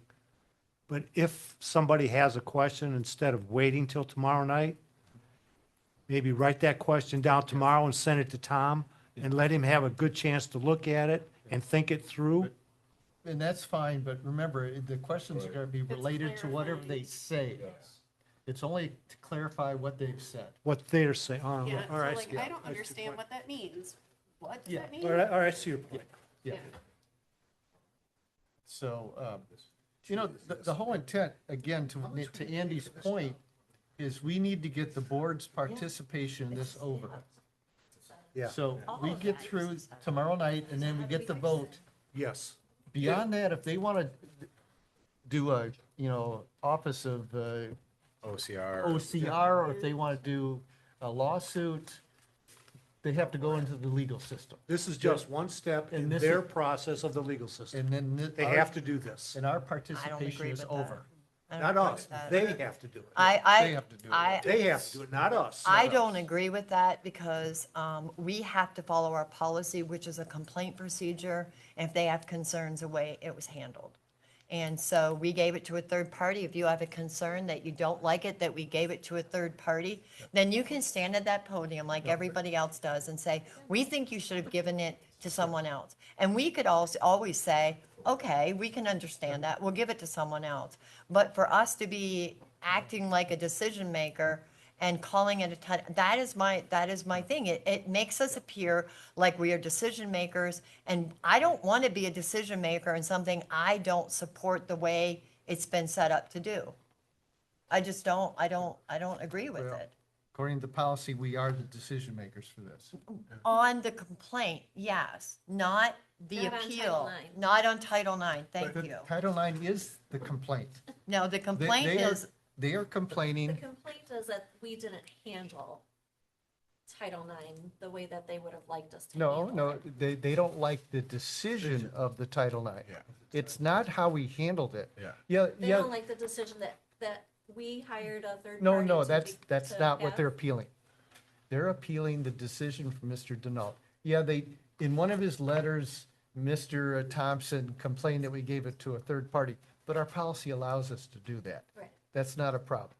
What they are appealing is the fact that Mr. Denault said there is no violation of Title IX. see, Title IX. That is what, and again, the complaint, So should Mr. Denault be here? He's the one that did it, not us. Like, no, No, no. that's what we got Jeremy for here, So and you have to give us some latitude here. You've had a lot of conversations Yeah. that we didn't have. Yeah, we You have guys nothing had all great this on stuff it. that Not- we didn't have. So if we can have a little latitude and a little grace here, I we've think not that would had, be I think we helpful. had a lot of conversations on it. We've You said there was a lot of back and There was forth. letters, and then we shared those letters where they said, we want to do this, we want to do that. It's Jeremy talked to Mr. Thompson to get this set up, this format.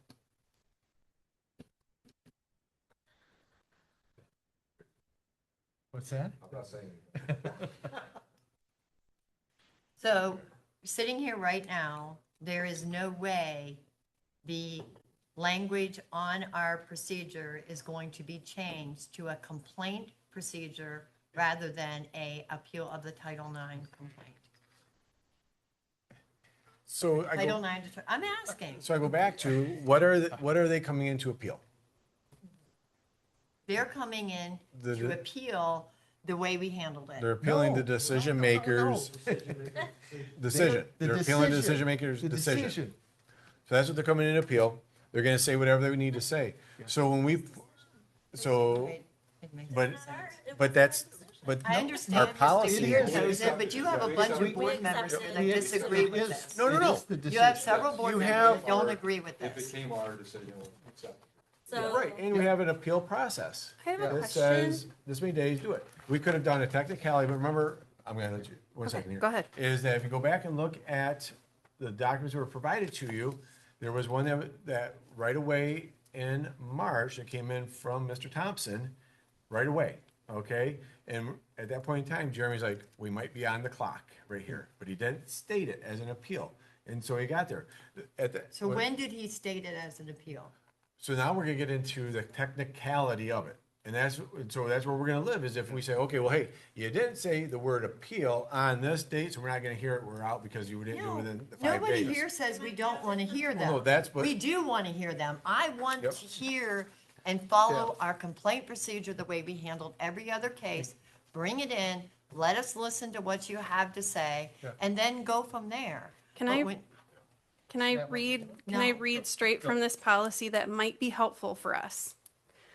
So 2260, a complainant or respondent who's dissatisfied with the final decision of the superintendent may appeal through a signed written statement to the board within 5 days, blah, blah, blah. We've heard that.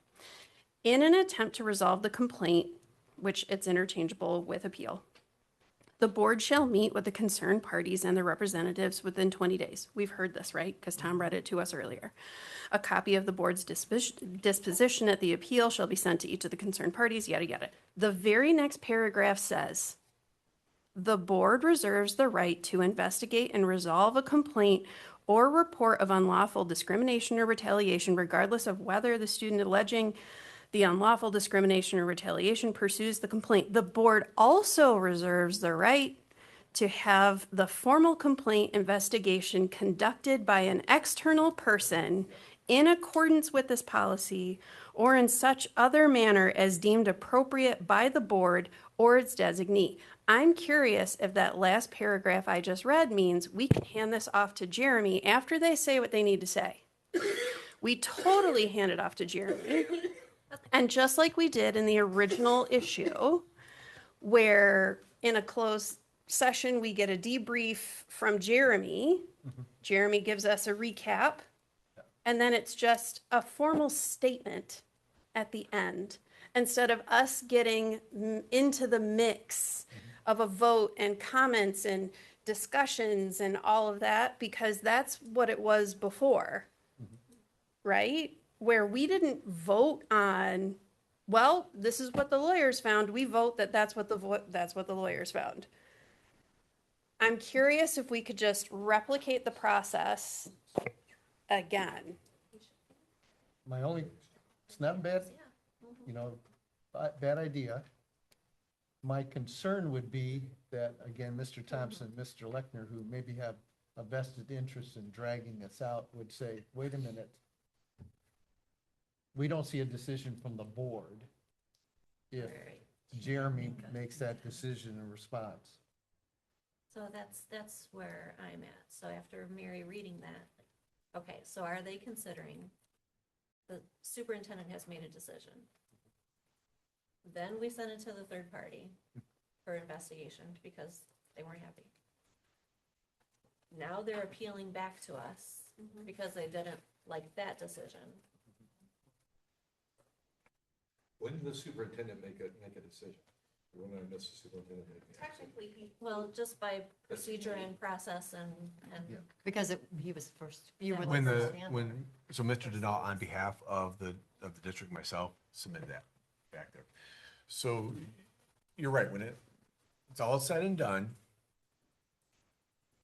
you're just going to, And the last time we were having these kinds of discussions was when they demanded to see our The our- report. Yeah, the report, Yeah. the final report. We're saying all this. And we gave them that Yeah. because we thought it was going to be done at that point. Yeah. And now we're giving them again what they want. Because it's part of our policy, we have to. And so is this also part of their structure in order to get to a lawsuit? You know, That's it what could they be. already, they It said like, that. these are the steps that we need to take in order to get to a lawsuit that the federal, Title IX department And is going to public listen to. opinion is something that matters as well. I go back to So where I we're not started. gonna be done. Well, Yeah. here's, No, well, no. right, there's, but as far Our role as, could be done if we Yeah. handled it the way we handled everything else. Our Our role role- could be done. according again to the policy, the decision of the board will be final. So if they come tomorrow On Title and we IX. hear it and we, Well, that's not, Yeah. I mean, that's not the case, though. Right. no, Our decision tomorrow is not going to be the final No, say on it's- their Title IX well, complaint. right, they can take a legal route with it, yes. But even Yeah. then, we're saying Jeremy's gonna come listen to what they have to say. Jeremy's gonna do his whole legal thing on it. And then he's gonna give us that information so he can help us decide what we're going to do and whether we're going, like, none of that makes any sense. Just let them come in and talk. Yeah, why do we need? Like to do everybody anything? else does. And if there's something that needs the board action, we do it just like we did everything Yeah. else. How many people come up here and stood and said they had an issue with a policy or procedure and we're like, oh, we never really thought of that. Let's take a look at it. Just remember, again, the policy, a copy of the board's disposition of the appeal shall be sent to each concerned party within 10 days of this meeting. But in that policy, and we talk about language matters, Mary, and you correct me, in that paragraph you read, it was referencing only students. So I know we ran into a policy before, look in there where it said students, because it was referencing students. The student So- alleging the unlawful discrimination retaliation. Right, the student alleging. So read what you just read again, Tom, about a disposition. Yeah. This is, let me read the whole paragraph. In attempt to resolve the complaint, the board shall meet with the concerned parties and their representatives, so that'd be Mr. Thompson, within 20 days of the receipt of such an appeal. A copy of the board's disposition, i.e. decision of the appeal, shall be sent to each concerned party within 10 days of this meeting. The decision of the board will be final. And like Andy's point, we are in different waters in some category, and we're using a policy that wasn't intended, I don't think, for this, but to use this, because that's a policy we have to follow. But when we apply that to this case, it would be like, Andy made a decision on Tom, and said, this is the final decision, and this is the way we're handling this. And that was part of the complaint procedure. Started with David, went from David, went to Andy. Andy was the final decision maker. Tom says, I don't like that decision. I'm going to go to the board. He comes in front of the board. He stands up on the podium. I'd like my 3 minutes waived. I would like to bring my complaint to you. I don't like the way Andy handled it. We as a board say, well, we think Andy handled it fine. Or we say, well, you bring up some good points. We don't think it was handled fine. That is our decision to say, we think what they did was good, or we think what they didn't do is good. That's what this board has a purview over. We don't have a purview over whether we handled Title IX appropriately, whether decisions were made on Title IX was right or wrong. And so I start where I'm right where I started at the very beginning. If we would just follow that process, I think then it's simple. They get to bring their case. They say, we don't agree with Andy because Andy, you were the decision maker in this. We don't agree with Andy's decision. He accepted the decision maker's report. We disagree. We don't think Andy should have accepted it. They bring it to us and say, hey, we don't think Andy should have accepted that. What do you think? That is within our purview. That is something that we should listen to, and that is something that we could follow up on and say, okay, you bring up a good point. We don't think Andy handled it right, and we are willing to do what? Third party, bring somebody else in, or we're like, hey, we agree with the way Andy handled it, and it's done. But it would be- That's exactly But what that's we're. not what But we're it- doing here. It would be an agenda item. So what you're describing is Tom Should have been our appeal. writes a formal appeal, it becomes an agenda item. Yeah. It'd be a new business agenda item, appeal of whatever that decision It's was. not a public commentary So you, agenda item. It is a separate agenda item. I would You can't do it prefer, under public commentary. I'm, words matter. When we're no longer here, someone out there in the world that gets to this case, because this case is probably gonna go a lot further, picks it up and says, you did an appeal of the Title IX decision. You got yourself involved in a Title IX case. Who are you? Why do you think you should? And so that's why it matters to me. And I would like it to read exactly what we said 5 times. It is a complaint procedure that we're following the complaint procedure per the request of Mr. Lechner and Mr. Thompson. We are following our complaint procedure.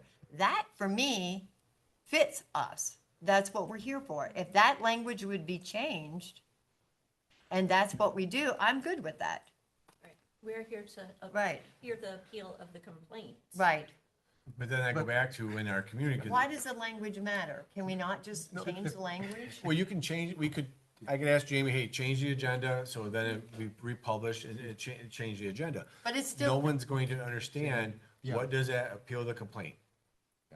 And for what? And that's why I go back to, public opinion, or perception, I'm sorry. so you're saying Perception. tomorrow is all about whether they agree with what you did or not did? Because you were the decision maker from A to Z.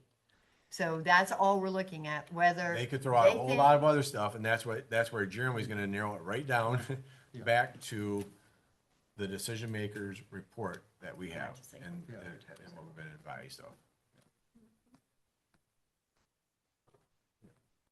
I don't think changing any verbiage matters because the whole community knows this is a Title IX complaint. And they know why Mr. Lechner and Mr. Thompson are coming in is to appeal the decision on Title IX. Right, I You just can call don't, it what you want, it doesn't matter. I just don't want it looking like we are deciding whether we think this district violated Title IX. That is where we don't belong. Where we do belong is whether our employee handled it appropriately. So for me, those are 2 different categories. And I live comfortably with anybody coming in and say, our employee did not handle this right. We don't like the way any of it's handled, including his acceptance of the decision maker's report. But that isn't us making any Title IX decisions. And that's where I want the clarity. And I don't know how we get that clarity with any other way. If you have another way that we get that clarity in there, I'm fine with it. Because I don't want the public saying, well, you just heard, you made a decision on Title IX. No, I didn't, I can't. I can make a decision on whether I think the administration handled it right or not. I can make a decision on that. So what we can do is, tomorrow, if you allow, Tom and I, we'll have Jeremy here a little early, and we'll have an opening statement from Tom that says we're here tonight, or Jeremy will even have the opening statement that we're here tonight to hear an appeal of our decision that was made. By the administration. Yep. And so. Because that, you're the only person that made the none of us made those So- decisions.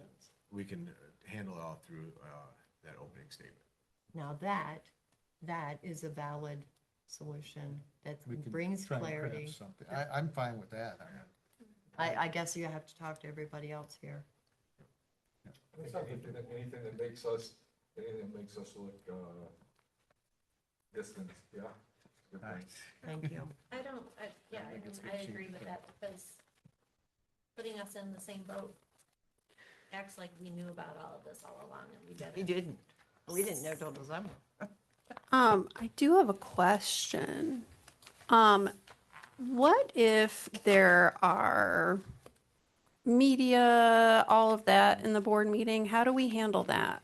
I know that like we don't address them directly, but like it's not in any of our policy about media in our board meetings, But they're here a other lot. people covering out. Do you get any media requests for anything regarding this? No, I would, there is probably a possibility Monroe News might be here. But they send someone all the time. Monroe News is here all the time. And I would say that no comment is sufficient until Jeremy is able Yeah. to. You're Because saying they could be ask us. listening. No, to no, it. no. No, You're what saying I'm saying is if there's cameras out there, if there's flash bulbs going off, if it becomes a distraction, I know that you can actually intervene if there becomes like if temperatures start to I guess rise. to her point, should we have a resource officer here? Oh, there will be. Yeah. Hopefully, we'll try. Our resource officer has been juggling, so we'll work on that. I'll try to be the first line of defense. Yeah, so to answer your question though, Mary, I is have that no part of the vote opening there. statement by Jeremy? No, I have no About vote, how it I all just say. works, you have the no things you role- can say, you can't have It no would be role. the, it would be the president, it'd be the Right. president and I'm sorry about that. Sorry, I'm saying, I didn't ask you to do that. I'm saying, if someone starts to get heated Yeah, at the parliamentarian, I will Well- try to diffuse, but well, that's part of my job as well. That's the gavel. I was just mean, clarifying that Yeah. that is not my role and I gavel, don't right. plan on Right. participating in that. Okay. Good discussion. I think you have a good motion to adjourn. Given all the background stuff already. Okay. Foregone conclusion. Yeah. I guess, do we have any let's look at what we got here. Do we have any more board commentary? We've had quite a bit here. No. Okay. Can I get a motion to adjourn? Come on, Gary. Motion to adjourn. Get support? Come on, Gary. Support. Show of hands. Okay. The Monroe Public Schools Board of Education Special Work Session for Monday, June 8th, 2026 is adjourned, and the time is 8:47 PM.